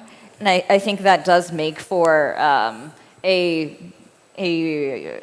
sort of easier to parse ecosystem of innovation. Because in crypto, you have the ability to speculate, to issue a token, to get liquid on a new project. And I think that is incredibly exciting to people to see like the speed of experimentation and like a connection with the capital markets, but it also allowed for a lot of greater fool's theory, right? And so I do think that to some degree, value creation and capture in AI is a little bit more traditional in that you have to, sell to end consumers or enterprises at some point to get, profits or equity dollars out eventually. That makes sense. Do you think, so to some extent, investing in AI today, especially if we invest kind of in the application layer, is much more similar to software than blockchain or crypto was in 2020, 2021. Is that right? I think you don't have some of the liquid market dynamics as one dimension. I actually think investing in AI feels unlike investing in anything else to me, having invested in like a bunch of different domains, including crypto before, in that it might be the first time, at least in my investing career, we're having a strong technical and product opinion. Maybe on 6-month, 1-year, 5-year increments, it really matters, right? And so I think it does feel like a totally different landscape. One of the ways I would make this real is I went to a robotics conference recently, and if I had done that 8 to 10 years ago, I just wouldn't have understood anything, right? But one of the things that is, and like to be clear, I'm still a novice in the robotics fields, but one of the things that is really interesting is how horizontally some of the algorithms that are core to the AI revolution now apply, right? We are seeing them be effective in robotics, in biology, in chemistry and materials science, in automation of enterprise workflows. And so as somebody coming from the core domain of computer science, that's super exciting. And like as an investor, what that means for you or for me is you might actually understand a bunch of the technical approaches in a whole range of fields where you were not deeply familiar, right? I can't lie, I wasn't a legal expert and am still not a legal expert, but we invested in this company called Harvey in the legal services space, and they make an AI co-pilot tool. And it's just a really good fit for purpose. And so I think we're going to see a lot more opportunities that look like that. Whereas if you'd asked me, maybe you were smart enough to focus on it, but 5 years ago, I wouldn't have said vertical legal software, that's a massive market. Yeah, it's true. And the legal market has already been, for the last 5 to 10 years, or as long as I can remember, it was really tough to actually penetrate the legal market for that example. AI kind of made it somewhat possible to create big companies in verticalized space like legal. So we're in Italy today. Do you see a difference in the trends or in the exuberance that we see out there between Europe and the US? You've invested in both continents. Yeah, I mean, we have this program called Conviction Embed. It's a grant program for very early stage companies. And in this last batch, I think we had some extraordinary founders from London, from Paris. I think there's great talent globally, and in Europe, there's a lot of really good technical talent. I think the difference I see between the ecosystems is not actually a question of capability. There's probably one part regulation, and then one part sort of capital enthusiasm, and then speed of experimentation on the application side. But I think there is massive opportunity in both ecosystems. I have a question. So I've always grew when I was learning about investing in general, people saying a rising tide lifts all boats. When you're early, like in AI, where you start investing early, does that mean spray and pray? Does that mean that you want to make sure that you don't miss one of the generational companies until you start investing in basically all of the ones that you find exciting, or that means more concentrated bets? Yeah, I think it is more like a tide where most of the boats sink and some boats get really, really big, right? So maybe I'm wrong and it is structurally different than other technology revolutions, but given the power law in the industry, spray and pray has never led to particularly strong multiples, depending on like what your goals are for investing. And for us, we do two kinds of investing. We do like a very concentrated portfolio. This is quite traditional for venture, actually, and just early stage seed and Series A investing, which I think requires you to be opinionated, right? And then we do more ecosystem investing where we have like small cohort programs. And this is really one, like from a strategy perspective for the fund to give us more critical mass when we're doing business with large customers, with the labs, with the hyperscalers, right? With policymakers, and because we can speak for a larger ecosystem. But I mean, this is an uncapped note. It's not a very good financial instrument, right? And so we think of it as less a returns driver for the fund and more making sure that we are very central to a revolution that's happening. Sarah, what's the size of Conviction? The first fund was 100 million. And so that's one of my questions I've always had. The AI market is extremely frothy. How do you build like sufficient ownership in those companies to actually drive or be big enough investors to have great returns from some of those outlier companies that we're going to find, hopefully? Yeah. I think it's a good and common question. One of the surprises for me over the last 2 years has been a learning that the capital markets are much deeper than a small set of early stage venture firms or even multi-stage firms. And I think when people look at the amount of capital that's going into these foundation model companies in particular, and a select set of companies beyond that, there's a lot of sovereign wealth. There's a lot of new sources of capital. There are mission-driven and interested individuals. And now you even have, very large asset managers partnering up with Microsoft to invest in energy, for example, right? And so I think, the ecosystem is expanding and maturing, and some of the huge amounts of capital going into the foundation model companies don't come from traditional venture, and so that is not my competitive set, right? If you want to invest in foundation models at the growth stages and later, I think you should just raise several times more than $100 million.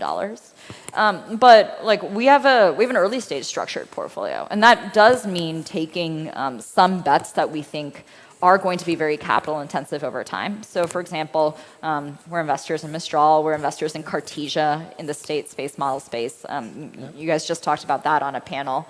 But we're seed investors in those companies. And so I do think that a lot of these bets very early on, they have a risk profile and have very limited understanding and access, where it still doesn't look that different from traditional venture to me. One, I guess, learning from history of venture that I try to keep in my mind, and when we think about discipline inside the firm, is that really large initial rounds at really high prices tends to be pretty poorly correlated with success, right? And I think you can give that input to entrepreneurs, and they will do with it what they will. Just like every other entrepreneur, I bet on myself. I expect people to do that. But I do think that, especially in the foundation model fight, it is very hard to compete with other players on scale alone, right? I don't know that many people that can raise money as well as Sam can, as quickly as Sam can. And so when we're making bets with companies, it is not at all that we don't respect and understand the scaling laws or the amount of compute that people may want. It's just you need to have something that's going to be a significant difference in how you invest or efficiency advantage, or it doesn't make sense to us. So you started to mention it for the last, I think, 2-3 years, we've seen broadly value accrue mostly at kind of semiconductor and infrastructure layer, mostly because those companies were also more mature. They were there already. They've accrued most of the value, and the dollars actually have been spent mostly training rather than inference. Right? Where do you think the value will accrue in the next 2 to 5 years? Yeah, I think on that last point, it has historically been true, and the crossover point of dollars on inference, at least described by NVIDIA in their earnings calls on workloads, is changing now. It is changing, right? yeah. There's a lot of consumption growing.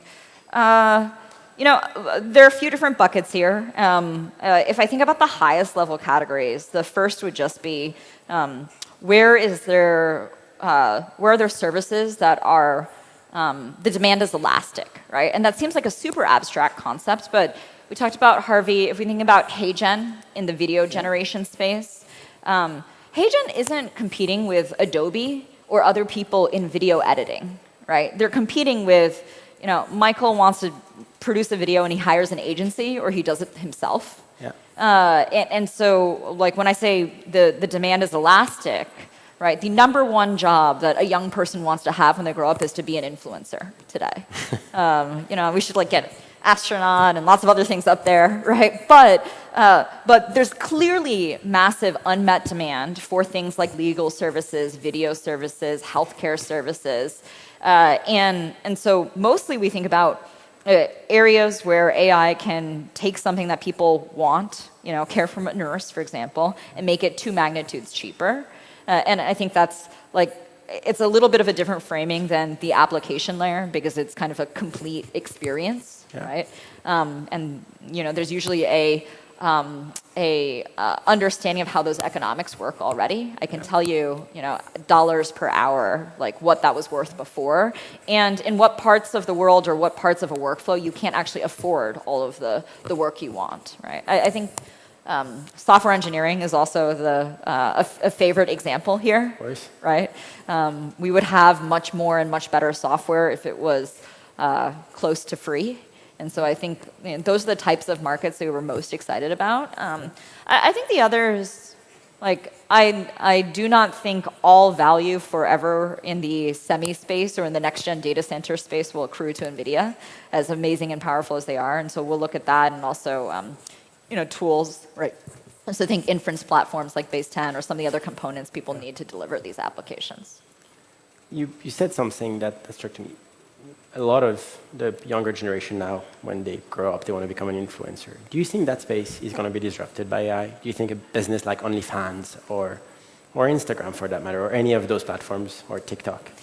Yeah, it was probably 7 or 8 years ago at Greylock where I brought in a company that they made an influencer, a fake digital influencer called Lil Michaela. I don't know if anybody remembers this thing.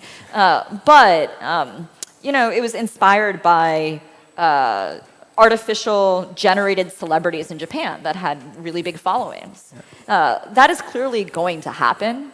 I can't tell you how big that market is going to be, but for a brand is an idea, right? Celebrities and media personalities, they're as much ideas as real people, right? And so I definitely think that as that becomes generatable and marketable, people will consume that, right? I think the other version of that is perhaps more controversial is I think we are going to get AIs in many different roles, be it relationships, friendships, tutors, therapists, that feel very human, over a 5 or 10 year period. That makes sense. We had Sam here earlier. There is somewhere out there in the internet, someone said that, for instance, contact center will disappear in the next few years, or will be one of the first industries to disappear. Yet, when you look at the progress velocity over the last 10 years, it's been tough to actually kind of really disrupt profoundly some industries. We've invested in self-driving cars over the last 10 years, and maybe aside from a couple of locations, we haven't seen a mainstream development of self-driving cars. So how do you think about what is going to have the biggest impact in the next 2-3 years? Yeah, I'll go to biggest impact in a second, but I think there's two dynamics at play in the question you just asked. So the first is, I believe that the intelligence to automate the vast majority of context-centered tasks exists today, exists this year. And so it's really a question of deployment. I think that even when there is a huge economic argument in favor of deployment, like businesses have a risk appetite. People have a experience that they're used to having. Companies have a buying cycle. And so there are better technologies than have existed in call centers like today, and we still have some very old technology in there. And so I think the speed of deployment, no matter what the sort of dominant technology approach is, I think mostly people from the technology world tend to underestimate like how long that's going to take. And that's actually like a very strong belief of mine. Then if you go to your analogy to self-driving, which I think is a really good and instructive one. We just had Andrej Karpathy come speak to our group, our cohort group. And he was a little bit, self-reflective here because he's been predicting something that feels like AGI for several years in a row. And in reflecting, he said, as you said, well, like I sat in a Waymo doing a demo of driving around the block with no intervention more than a decade ago. Yeah. And like, how many cars are deployed on the road today? We are very close to having the technology. You can argue about what the safety case is, but I think, again, speed of deployment is different than the technology being available. And I do think a lot of economic value is going to accrue to people who are first to deploy or part of that. And then the other piece is the real world is a lot. It's like several magnitudes harder than the digital world, right? And so the call center, I don't know, is somewhere in the middle, but I actually think it is like somewhat poetic that if you look at things that are fully done in software today, like engineering, like software development, like I think that will actually happen much faster than people think. And then, robotics, biology, like in-person customer service, a lot of these things are going to take a lot longer than many technologists predict. And so whose role it is to help reskill those people? Some of those people will get disrupted, call centers. Is it the government? Is it the companies? Is it the education system? How does all of that adapt to a AI-enabled world? Yeah. So speaking of Andre, I hate to be one of those people that has like a single hammer and everything looks like a nail. But many people like who have looked at the education field, and including the professional, secondary, and beyond education field, they've heard of like Bloom, the academic, and the fact that if you get tutoring, you can take a median student and take them to the top of the class very quickly, like regardless of starting capability, right? And so I think if you, what Andre is working on right now is called Eureka. It's an education, an AI-based education company. I'm also invested in another thing. It's called Uplimit and specifically focused on reskilling, like giving people, next generation professional skills in a more efficient way. And so I do think that this is going to be one of the largest societal problems we have, where we face several questions. If this displacement happens quickly, how should we support people through that from a workforce perspective? And then, what is the value people should bring? I think the set of skills, I think critical reasoning is going to matter for a very long time, right? But I think these set of specific skills, we need more sort of liquid education in society to support that, and we need it to be cheap. And so I think it's a combination of corporations and policy. We're out of time, but I have one more question for you, kind of lightning question. What do you think sounds crazy today, but will look completely normal in 2 to 5 years? Yeah, I will give you one answer from a friend that I thought was crazy. So one of my friends is a core researcher at one of the large labs. And I have young kids. He also has about a 2-year-old. And he was telling me that he was totally comfortable with the idea that his son would have an AI girlfriend someday.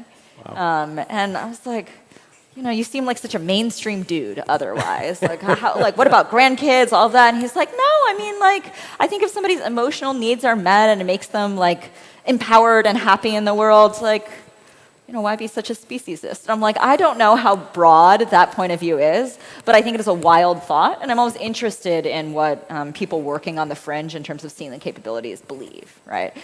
I'm not saying I believe that, but like you, I think there's plenty of signal in the character AI type products that there is demand for this. In terms of what I hope will be true in my wildest dreams, I think the AI for science companies are really exciting. I think there is some version of the world 5-10 years or less from now where improving treatments in a particular area in a really efficient way is as simple as throwing some compute at it. And that would be something to really look forward to.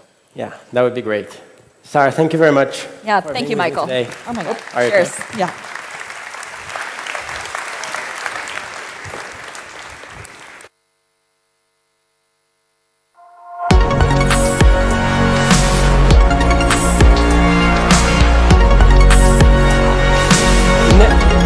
Next, I'm very happy to introduce Noam Ohana, who is the managing partner at Extra Ventures, and Arthur Mensch, the founder of Mistral AI, one of the fastest scaling European AI startup out there.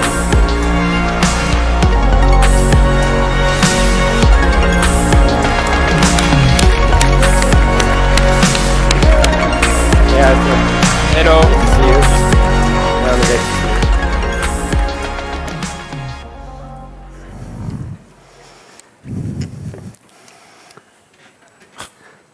It started. Yeah.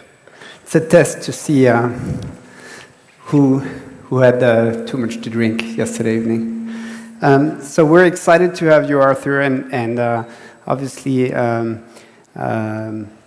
success of Mistral and the media exposure over the last couple years has been fantastic. And what we thought I think I wanted to do is to try and talk a little bit about your personal journey.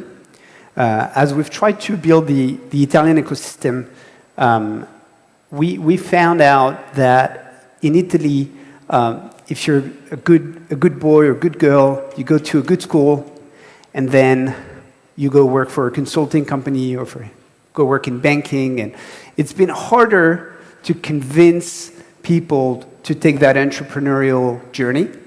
And because you were a good French boy, you went to the top engineering school and you worked at DeepMind, and you could have had a more comfortable journey. What led you to take that step? What got us started is the opportunity we had to gather a team of world-class engineers, world-class researchers to get things started, which was helped by the fact that there was a lot of AI labs in Paris with people that were trained in doing generative AI, because that's what we are doing.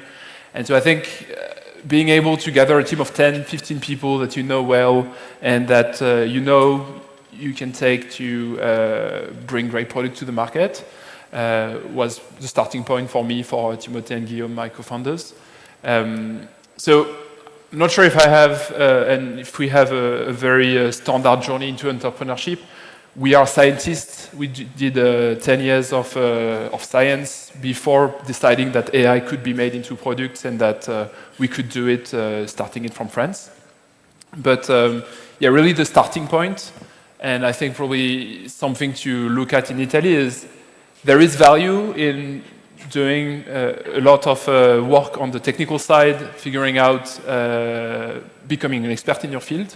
And once an expert in your field, try and gather a sufficient talent concentration so that you can focus on something very specific and release something.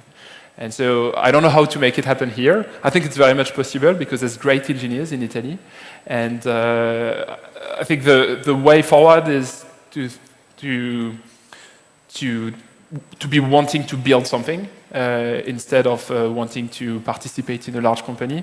And with AI, you can build things very quickly, and so the opportunity is even bigger today than it was 3 years ago. Maybe to take you up on this. So there was a sense of maybe that in the French tech, there was a community of people, and that was it really helpful in how you got started, that you had this group of people that were champions, but some of them you hired, some of them were maybe cheering from the side. Was it a big deal? Obviously, something we're trying to build here in Italy is that community. Yeah, it's greatly useful to. So we have a lot of small investors that are actually operators in a little older companies than ours in France, and they've been very helpful in. I mean, it's great to have FaceTime with CEOs, with founders that have made it, have been making it for 10 years, and I think that's very valuable. I would say it's something you can find across borders. We also have. Angels that came in that are in the US and also providing ideas there. But yeah, benefiting from the ecosystem from an advising point of view, also from an early customer's point of view. Many of our design partners at the beginning of our journey were French startups because they were just next door. I think that those were very helpful, and I think there's definitely a value in having a deep ecosystem, and it takes time. It will take, if you start now, if you've started 10 years ago, you will need to wait for it to become, it takes time. The ecosystem in the Silicon Valley is 70 years old, and it shows. I think in France, we've started it around 15 years ago, maybe, and now it's starting to show because you can have design partners, you can hire former operators that have enough experience to scale the companies that have made it several times. And that is super valuable. Got it. One question maybe that is adjacent, but you are seen as some kind of European and certainly French hero, because you have this European ambition, and I'm sure you won't like that too much, but that's, you hear the French president talks about you and a lot. Is there a patriotic dimension to building a European AI champion? Do you feel that it was important for you that you'd build this in Europe? I think it's a mistake to think that you can make a regional tech company. The way you reach product market fit is fundamentally global because AI models can just travel pretty quickly across the Atlantic.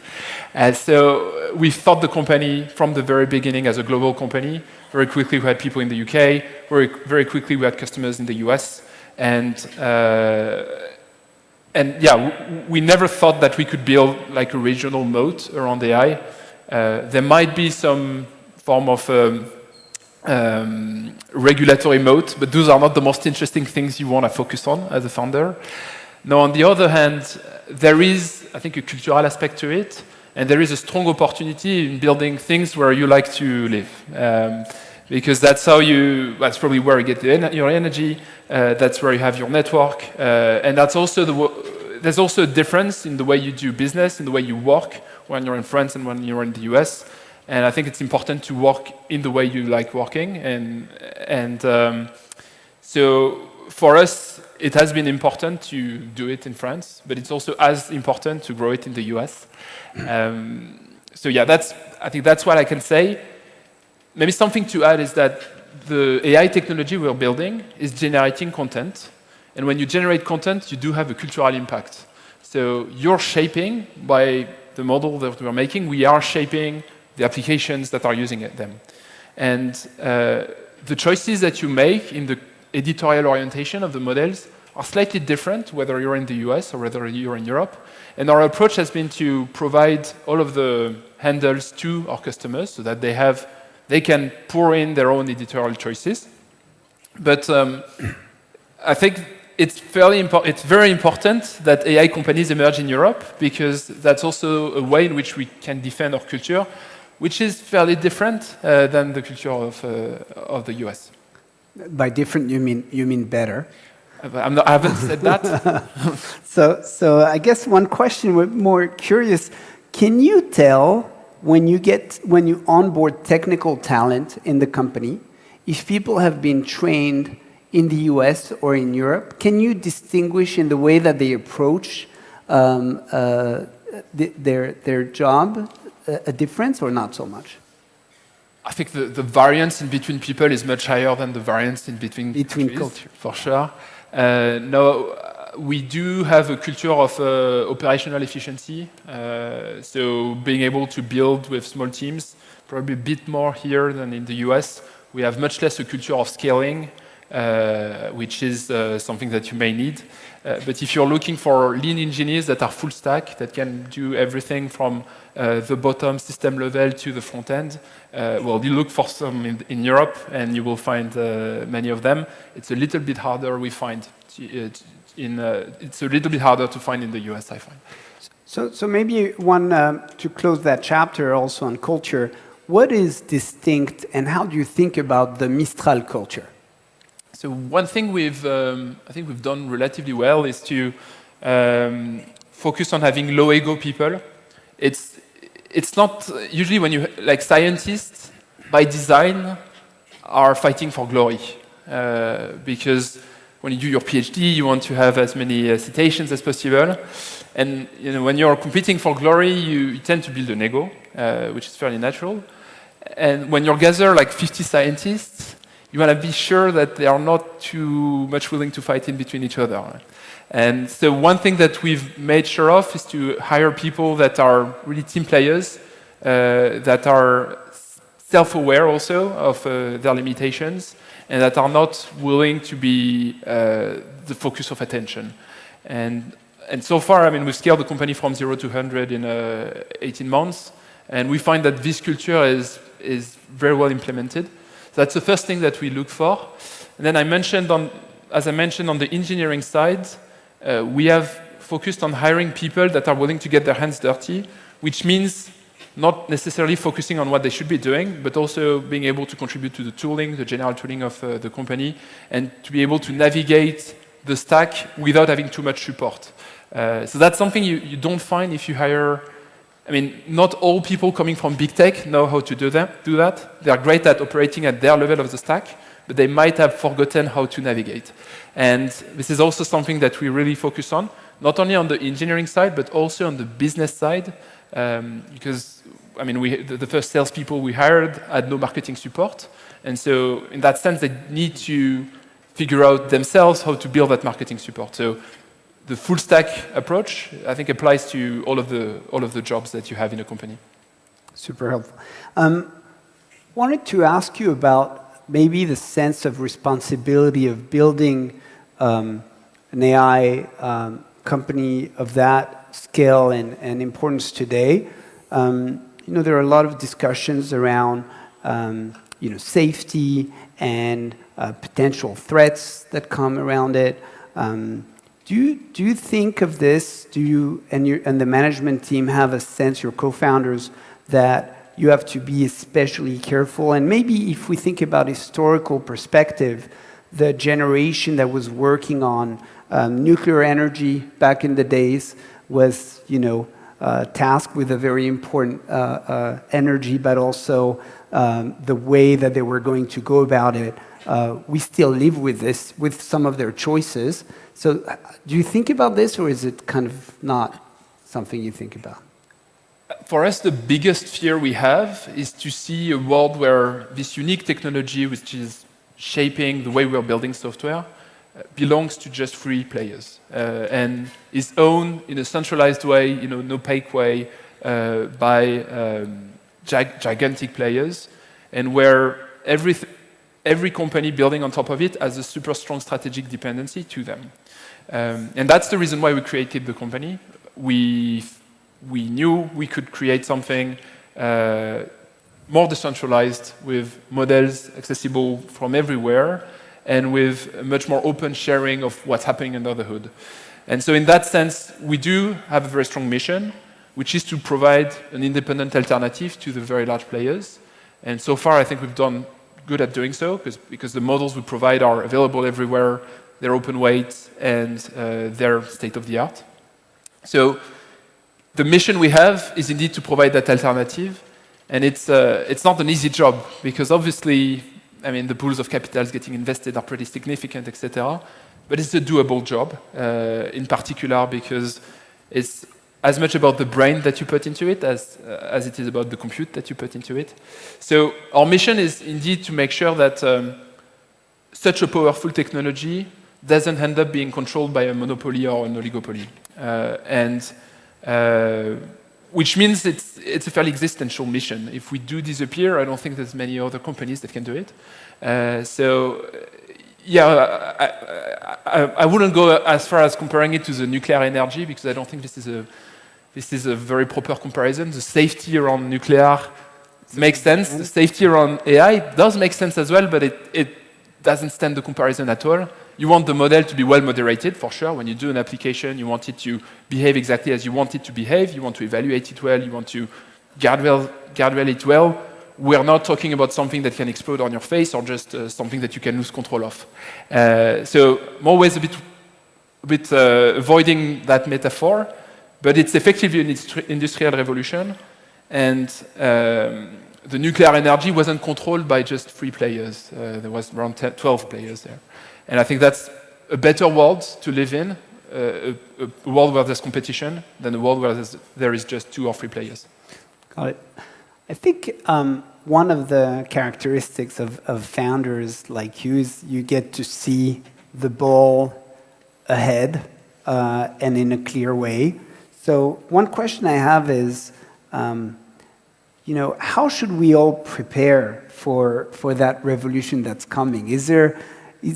How do you think about it? Is there something practical as founders, investors that we should have in mind? Do you see something in that future that we have yet to fully understand? I think for me, AI isn't magical. It's just a new way of building software. And thinking about it means that it's going to take a decade to figure out how to build that kind of software. But for us, there's really 2 things that we are working hard to figure out. The first thing is, how do you orchestrate these models with all of the tools that you have surrounding them? And how do you make sure that AI applications that use fundamentally stochastic and statistical models behave in a deterministical way, and behave in a way that you can measure, and in a way where if you see a bug, you can fix the bug. Today, if you see a bug in an AI application relying on an LLM, it's pretty hard to fix it. You do need to modify the model yourself, and I think there's probably like 5 or 6 companies in the world that can fix bugs in LLM behaviors. And this is something that we're working to expose to customers so that they can fix their own bug, so that they can make their vertical applications in an iterative way, starting with something that doesn't work well and iterating on them, acquiring their own data, differentiating themselves. So in that respect, we think that verticalization, deep use cases, modification of models deeply and is going to be super critical, and that's where this is going. There's another aspect which is as important, which is to think about how are we going to interact with this software tomorrow. Generative AI is a way of automating things, is a way of creating software with organic inputs. What I mean by organic input is inputs that are generated by humans. And we've made models that can understand how these inputs and process them in a computed way. What that means is that we are already able to talk to computers so that they behave in a certain way. And this is great, but we also need to think about the interfaces that we'll build out of it. So how are we going to expose the new search capabilities that generative AI proposes? How are we going to expose the co-creation capabilities, so creating documents, creating code? All of this is great. This is not magical. You still need to have the human in the loop. And the hard question is, how do you get the human in the loop in a way that improves the model and in a way where the synergy is well made? So the front-end part, the UX part, is for us a very fascinating, well, it's a fascinating topic. It's a topic where I think we should pour much more investment. If I were an investor, I would invest there. So really, on the back-end side, we see large language models as the orchestrator of tomorrow's software. And on the front-end side, we see all of the opportunities we have to contribute to the new interfaces to knowledge and creation. Great, thank you for that. Let's say, to finish maybe, at Mistral, you are the human in the loop. And so we have a lot of founders here. And in less than 2 years, you've accomplished an incredible amount of, you've accomplished a lot. What is Arthur's day like? How do you organize yourself? How do you still spend a lot of time building? Are you very structured? Tell us a little bit your secrets so that we can all go build $6 billion companies tomorrow. So, I mean, first of all, I wouldn't go so far as saying that we're successful already. I think we got started, which is already an achievement, and we released products, which I think is the one thing you should be making when you're a startup. As for my day-to-day life, I think a CEO usually splits his time in between product representation, financing, which fortunately is not all the time, and culture shaping. Culture shaping and I guess hiring people that are better than you in the different functions. So marketing, for instance, I'm not a marketer. So that's the way I try to structure my time. And depending on the urgency, us founders try to put as much weight as possible in the thing that makes the most difference for the company. And so it tends to change every month because we're operating at a fast pace. But yeah, really I try to track these 5 pillars and put more weight in the parts where it makes the most sense for the company at a given time. And that's me, but that's also my founders as well that operate in that way. Great. Look, you know, I know you didn't do all that to make us proud as Europeans, but we're incredibly proud that we have a team like this at the heart of Europe, and we're excited to see you come often to Italy and to Turin, and hopefully there are people in the room who are going to be inspired today and who will be on stage with us tomorrow, and that's all we can wish for. Thank you very much. Thank you. We love Italy. Thank you, guys. Thank you, Arthur. Yeah, thank you. You're one of, I'm going to say, Arthur is probably one of the most incredible founders in Europe. We've worked with a bunch, and it's absolutely great to see you at work, Arthur. Thank you very much. Thank you for this. Loads of lessons. Thank you. So we've heard throughout today that AI was key in engineering and key in software development. And for that, today we have on stage the CTO of Reply to talk to us a little bit about the impact of AI in software development. So it's my pleasure to introduce Filippo Rizzonte on stage.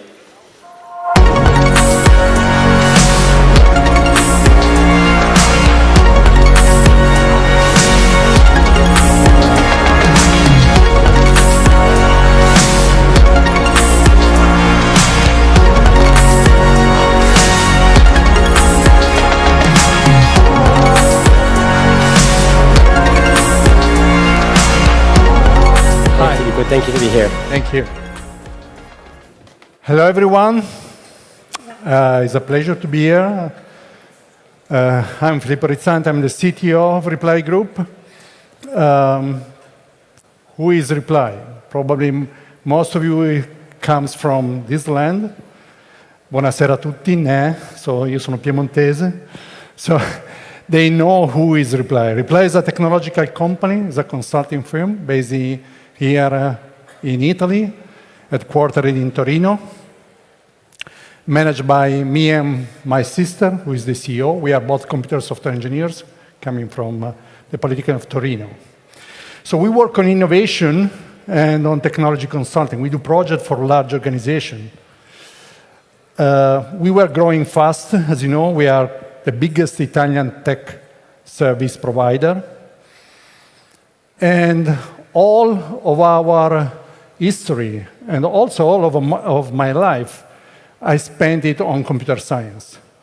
I grew up as a kid playing with computers in the 70s. I'm 52. I started programming very early. And I mean, I can recognize how much computer science has changed our society, and how much computer science is really accelerating everything. If you think about the other sciences, all the discoveries that have been through in the last 70, 80 years, most of them, they are thanks to computer science evolution. So computer science today is probably the biggest discovery of humanity in the history of humanity. And as you know, has quite a big influence on how we are progressing in both technology discoveries and the impact on society and overall in our world, even as a single individuals. Probably if you think really well, and if you look at the past, if there were no computer science, we will stick very close to how was the world in the 60s or the 70s. Not much difference, honestly, to that. Computer science has really transformed our world. And now we are in the peak of the technology that computer science has produced. There is, generative AI. When we talk about generative algorithms, we know very well as a company, because today is impacting everything that we do as a company, in all the 16,000 employees that we have today in the company. So it impacts clearly some areas, like, for example, employee productivity.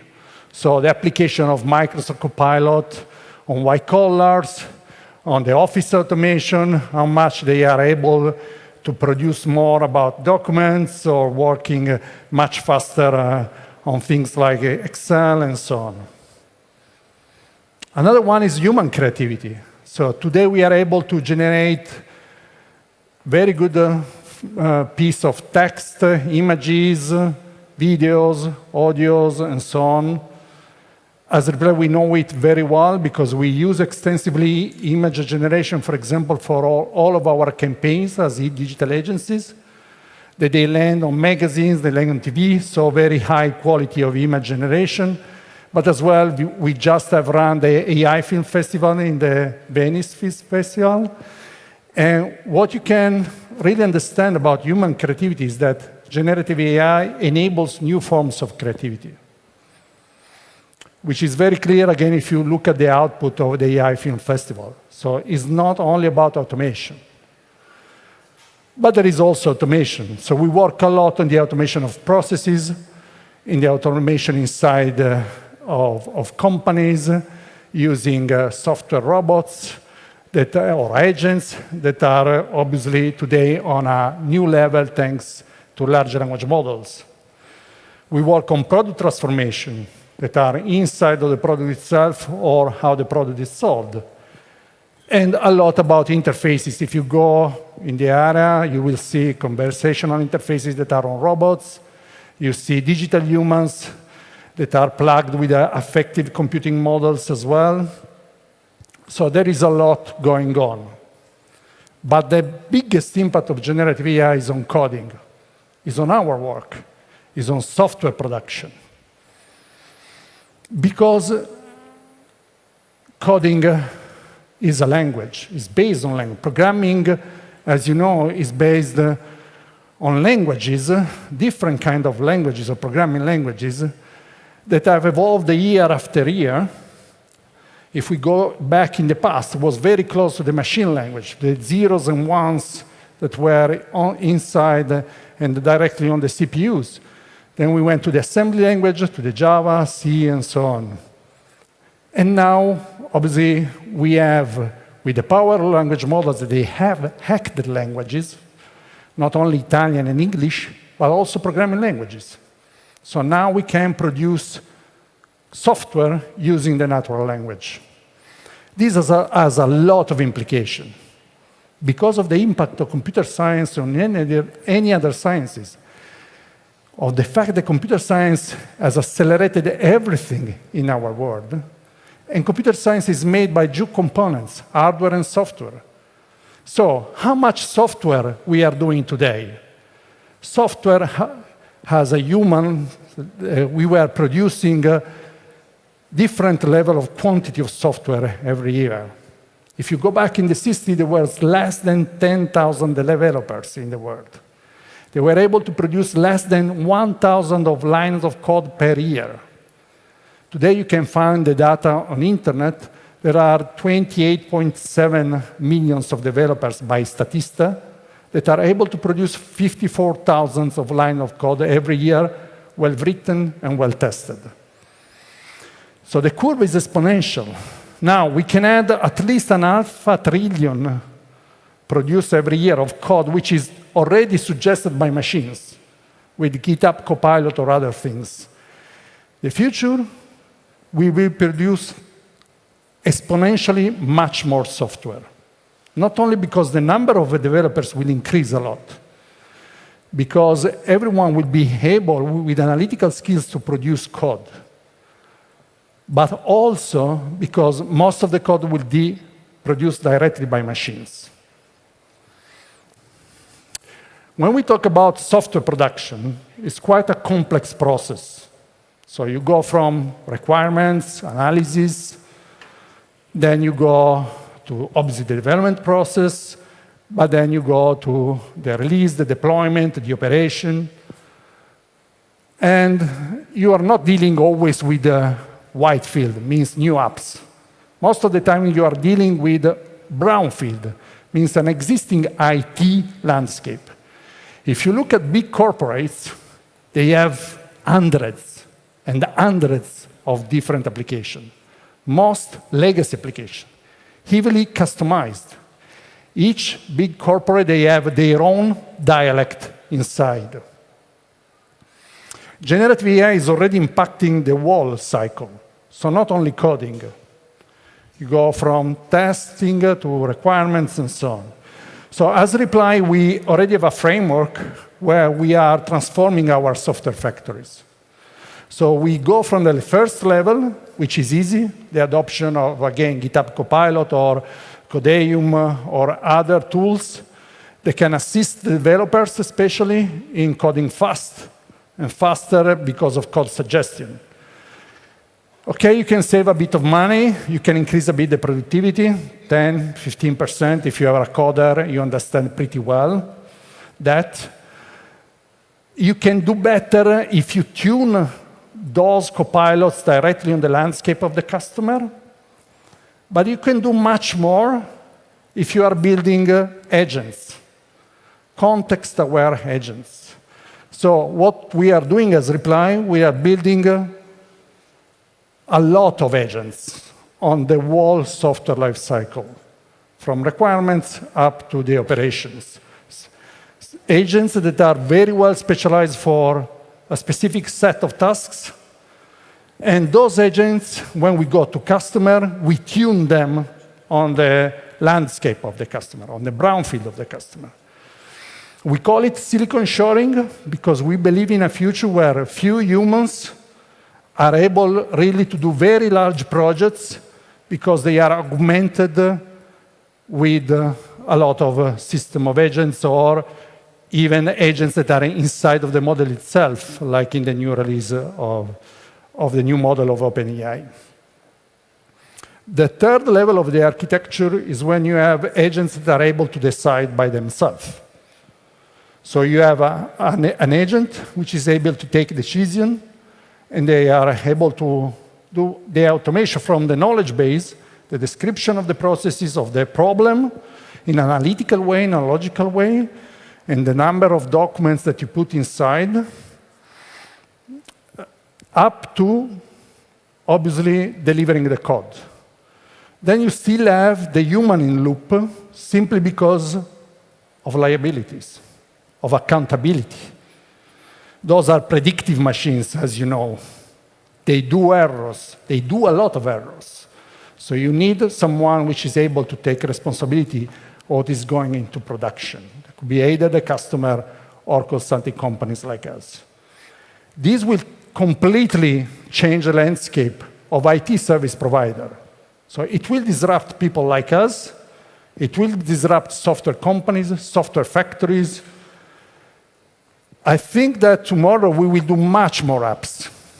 This is, again, I think a forecast by IDC, saying that we will do, the near future was 2025, 750 million of new apps with a lot of double the numbers of developers. But probably will be much more than that. But I think as professionals in this sector, it's not about just doing new apps. It's also act the legacy burden. As I said, the IT landscape of big corporates, they are full of old applications. They do not change them, they do not rewrite them, they do not update the technology because of the cost, because of the risk. But if we are able to produce much more code, much more quickly, even well tested, then we will rewrite all of these applications. Second, we will rethink what software is. Because software will be also written in a temporary way by agents. Not all the software will be resident as we think today about software. Will be created on the fly, for example. All will be generated on the fly simply by the knowledge base. This is also a tricky point for the software companies, because you start from the knowledge, you start from a very well-described problem, and then you generate on the fly the full software, the full interfaces. But we will also act the physical world. As you know, as a company, we are very active on what I think is the next step of computer science and also of business for people like us, which is robotics. Robotics is a very complex problem, especially if we go to a dynamic environment like this one, or the cities or the houses. We need to write much more code, or the machine needs to write its own code on the fly to solve the physical challenge that we have for those machines, really to perform any kind of task in the physical world for us. That's all. Thank you. Thank you very much. Thank you. So an AI chapter wouldn't be completely closed or completely complete without a session on regulation, which is at the forefront of AI today. So to discuss about makers versus regulators and the entire context, or current European context, we have Marcus Reinich from Meta, who's the VP of Public Policy for Europe at Meta, and Pierluigi Pisa, journalist at La Repubblica.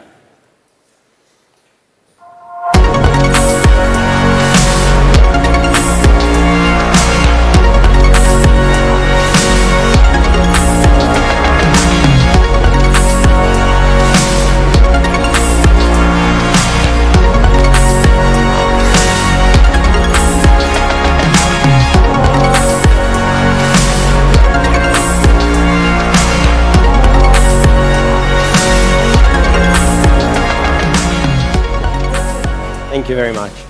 Last but most important act of the day. Thank you. Right. So, Where do you want me? welcome, Marcus. It doesn't matter, does Yes, it? Because it's okay. we're going It's round and rotating. round and round. So, the future of AI isn't solely in the hands of large companies, great innovators and developers. Future of AI depends also on the laws that will regulate the advancements and also the uses of this technology. Since Europe has enacted the AI Act, some American big tech companies have been in sort of turmoil. They argue that the new European regulations are unclear and too stringent, to the point of limiting the future Europe's competitiveness in the AI sector. Marcus, last week, Meta was among the companies that wrote a public, open letter to ask Europe's institution for more regulatory clarity on AI. Yeah. What dangers loom over Europe, but also what are the risks for the big tech companies in losing the European market in the AI business? Yeah, so first, thanks, Pierluigi, for the question. So yes, just to explain, the letter is a letter that was sent and signed by, what would we call it, the Formula One, the Serie A of European industrialists. And Mark Zuckerberg and Jan LeCun, our own godfather of AI, was one of the signatories. And what it did, it expressed the deep frustration of Europe, basically, and the European industrial base, with the quite incoherent application of regulation, with the overlaps, with the slowness of regulation making decisions in general, but very specifically on how we can train AI models in Europe. And that's really the fundamental concern that we have here. And just to be clear, this letter had quite a lot of media uptake, otherwise I think we wouldn't speak about this, but it also resonates enormously with a lot of European governments who are worried about not having productivity, not having the competitiveness, and falling behind, not just falling behind the US, not just falling behind China, but also potentially falling behind India. So that's what drives it. It is not, and the way you sort of presented it, that we're criticizing regulation, the AI Act, or anything else. That's actually not what it is. This is more about the how. How is regulation applied? Do we get harmonization of regulation in order to get a single market? Do we have consistency? And what we have at the moment is really 27, for example, privacy regulators who vie for attention. We have such overlapping regulations across Europe. And I think that's really the challenge. And what I say and what we say is not controversial. I mean, if you read the Bible, and I think that's what it's called now, that's the Draghi report, it's called the Bible in Europe, it expresses exactly the same sentiment, that we are really losing out because of our institutional setup, because of the slowness. And what's interesting is, it doesn't have to be this way. And to give you one example, we had exactly the same questions about training of AI models in the UK. And we went through the same process. There's a very competent, independent regulator that looks into this. There was a back and forth, deep discussions. They decided in weeks that we can actually start training models again. And you will say it's the UK and the UK has nothing to do with Europe. Actually, interesting enough, the UK still applies the very same GDPR that we have in Europe in the UK. So there is a different way. We don't have to be so slow. We don't have to be so complicated in order to get more speed. And speed means not month. Speed at the moment means generations of AI models that we are missing in Europe. But is all this is only for the better of Europe, or are you also afraid of losing a great market for the AI? So obviously Europe is an extremely important market for us, but one thing to consider, and I think that has been discussed here extensively, is there isn't actually a revenue model behind it. So the quick answer is, couldn't care less from a revenue perspective. But if you're a company with global ambition, it's just heartbreaking. For me as a European, it's heartbreaking if we couldn't have this product here. But if your question is purely commercial, I wouldn't know how to answer this because it is not obvious, at least not in the short to medium term, what the loss is. The loss is for Europe, and that's the sadness. Okay, and Meta launched its Meta AI in September 2023. Yeah. And it's not still available in Europe. Yeah. And by the way, other companies offer similar chatbots or apps based on generative AI. Think about ChatGPT or Gemini by Google or Claude by Anthropic. So why? So just to explain, so Meta AI is the front-facing AI. So this is the application which we provide across all our platforms, messaging platforms and so on. We provide it via one of the most wonderful things, which is the Ray-Ban Meta classes. I use them quite a lot. But just the fact that I use them makes me for one special because I'm one of the few Europeans who can trial this. We don't have it in Europe. I cannot really comment on why other companies do that and what their risk appetite is. The way you present this is almost like we are making a choice. We just hold products back in Europe. That's not the case. It is because we either have regulation that makes it impossible or we have such a level of uncertainty that it's just much too risky for a company like us to go out with a product and then we get fined or we have decisions against us. But that example that you brought, yes, is correct. But actually, and you know this as well, this is rather the exception to the norm. If you look around, it's pretty much everybody is delaying their AI products. It's clear also Apple, for instance, hasn't launched Apple Intelligence. Microsoft, Google. Europe. So we see that. And it's not just, by the way, it's not just AI. We have lesser products in many other areas. Google Maps work, for example, differently in search than it does somewhere else. We haven't launched Threads, for example, for a very long time in Europe because we couldn't do it. So this goes beyond. But just let me say one thing. I don't think anybody in this room will think that way, but people do think that way. And they think that that's not a bad thing. Not having technology in Europe is not a bad thing. Who needs that? It's just a phase, it's just hype. AI is hype. We will go back to our old ways. And it does undermine our sovereignty if we have to use this foreign product. And I think that's so wrong. And these people do exist. And they do exist, believe me, in the corridors of Brussels, less and less in the countries, in the member states. But that's so short-sighted because sovereignty is protected by having productivity, by guaranteeing the welfare that we have in Europe, by paying for the green transition, by just defending our borders, for example. If you don't have that, there's no sovereignty. So I think we are very, very misguided by taking it too easy, that these tools for productivity, for growth, for developers, for society are just not here. But just a short answer for this question. But we heard Arthur Mensch before, that is a European champion of AI. But according to you, Europe can make it by itself in the AI field. Europe needs the big tech AI. Yeah, I think it is extremely difficult. So Arthur, we spoke before backstage, just a bit of history. Almost all the co-founders from Mistral and such a successful, great company come either from Google or from Meta. Most of the venture capital funds is from outside of Europe. So the question is again, can you make? I mean, again, this is the proudest. I am very proud for Mistral, but if you think about the sheer cost of building a foundation models, we haven't talked about the layer. That's what Mistral is building. The sheer cost. We as Meta, we have spent roughly 40 billion per year. If you think about the energy demand, and I talk about energy not in the prosaic sense, in energy, in electricity, we really struggle with. So I'm actually seeing how we can build the foundations, even if we channel all the money we have in Europe to this one. So the foundations of AI might actually not be replicated in Europe, but if you have something like open access, like what Meta provides, it doesn't matter so much. You can, for free, tap into that investment that we make. It's almost as Meta exporting energy and money, talent, capabilities into Europe, and then Europe builds on top of that.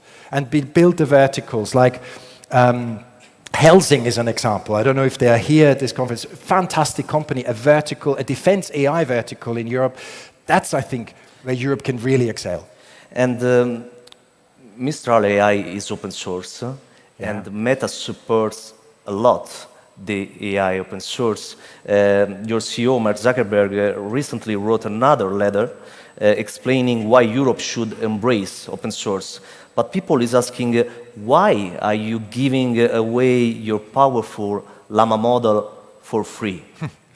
I mean, look, technology has slightly different ways of thinking about business models, and you don't necessarily have to monetize straight away. It's a question of philosophy. And since the beginning of technology, we had closed and open systems. You had sort of Apple and Google, at least initially, as a more open system. That carries on, that discussion. We open, it's in the DNA, we want to reach as many people as possible, that's what we do. My prediction is that I think the open model will prevail most likely. Because what we see already, Llama has been downloaded since the inception 360 million times. You are almost a standard setter of what foundation models are. And what you also see is that a lot of the proprietary closed models get cheaper and cheaper and cheaper for the user. So I think we will converge somewhere here. But again, I mean, I've read this only this week. One of the technologies that you use today, probably 200 times, which is Bluetooth, at the outset of sort of the mobile digital revolution at least, was an open source system. Why did Ericsson open source Bluetooth? Because it creates an ecosystem. Because if you have an ecosystem, you speed up the adoption. You create more competition. You also create more scrutiny with an open model because people develop on your model. They make it safer. So for us, it makes perfect sense. It fits with our DNA. We'll see who wins. I think the open model will win in the long term. And European users, we said, can't use Meta AI, Llama, yes, but Meta AI, the interface, the chatbot, not. This means you are not training your AI on European users. Is correct? So we have never started training Llama on European. Can you explain this? So we haven't, because, so this goes back, because of the regulatory uncertainty that we have, because we are in this completely endless discussions of what can we do, which information do we need to provide. So we are currently at, I think, 276 questions that we have to answer, which we take very seriously. So that takes us probably first quarter of next year, just in this process. That is why we are currently not able to train models with European cultural data. And I use the term cultural data on purpose, because, and I'm speaking probably more as a European than a Meta employee. What I think is absolutely astonishing is if you think that AI foundation models are the equivalent of the modern global library, this is where the world knowledge sits. What we actually do, and I apologize already for a slightly sensitive comparison, culturally and historically sensitive comparison, but what we're doing is we're going into this library, take all the European books out and burn the books. And then we send us, my children, everybody else out and try to learn about the world, to get a window into the world through these AI models without European cultural data. And it does accelerate even more what we're worrying about losing out. We're not just losing out economically, but we actually might lose out culturally as well towards the US and actually maybe China as well. Marcus, last question for you is, in the future, we will all wear sunglasses like that, talking to AI while we are walking in the street, and it will be really a better future, according to you. Yes, absolutely. Why? I think it's, so I just plugged him again. One of the best devices. I hope some of you have seen Connect yesterday, where we presented the next iteration. So the upgrade of the Ray-Ban Metas, but also our future product Orion, which is just absolutely amazing. What it is, why is it positive? It is an enhancement of humanity, of exchanges that we have as humans. We cannot replace the human interaction. That's why you're here. That's why speaking to each other. That's the best way to do it. But we can't always do that. We can't always be together. And if I need technology for telecommunication, for distance bringing us together, I want to do it in the most immersive, in the most human way, because looking at each other is humane. You looking at your telephone while you ask me your questions takes you away from me. This is not humane. So when we need enhancement, when we need to be brought together because we are at distance, looking through something that sits on your nose is definitely much more superior than having two dimensions that you sort of tap with your fingers on. I think this is a cul-de-sac of technology, 2 dimensions. It's 3-dimensional, and it's something that is in your vision of sight. Thank you, Marcus, for your time, and thank you, everybody, for having followed us until the very last second. See you tomorrow on the 3rd and final day of the Italian Tech Week. Thank you, Marcus. Thanks, Felice.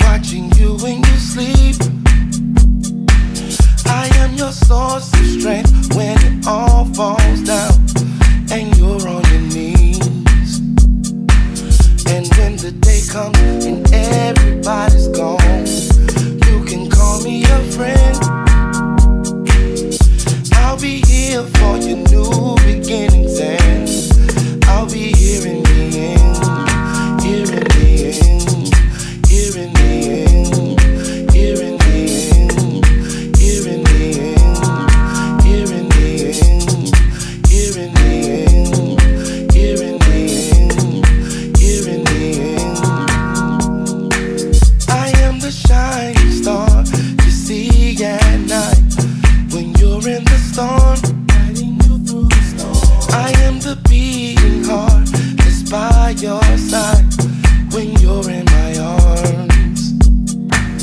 And when the day comes when everybody's long gone, I'm watching you sleep. You don't have to worry if you got my heart. It's yours to keep, yours to keep.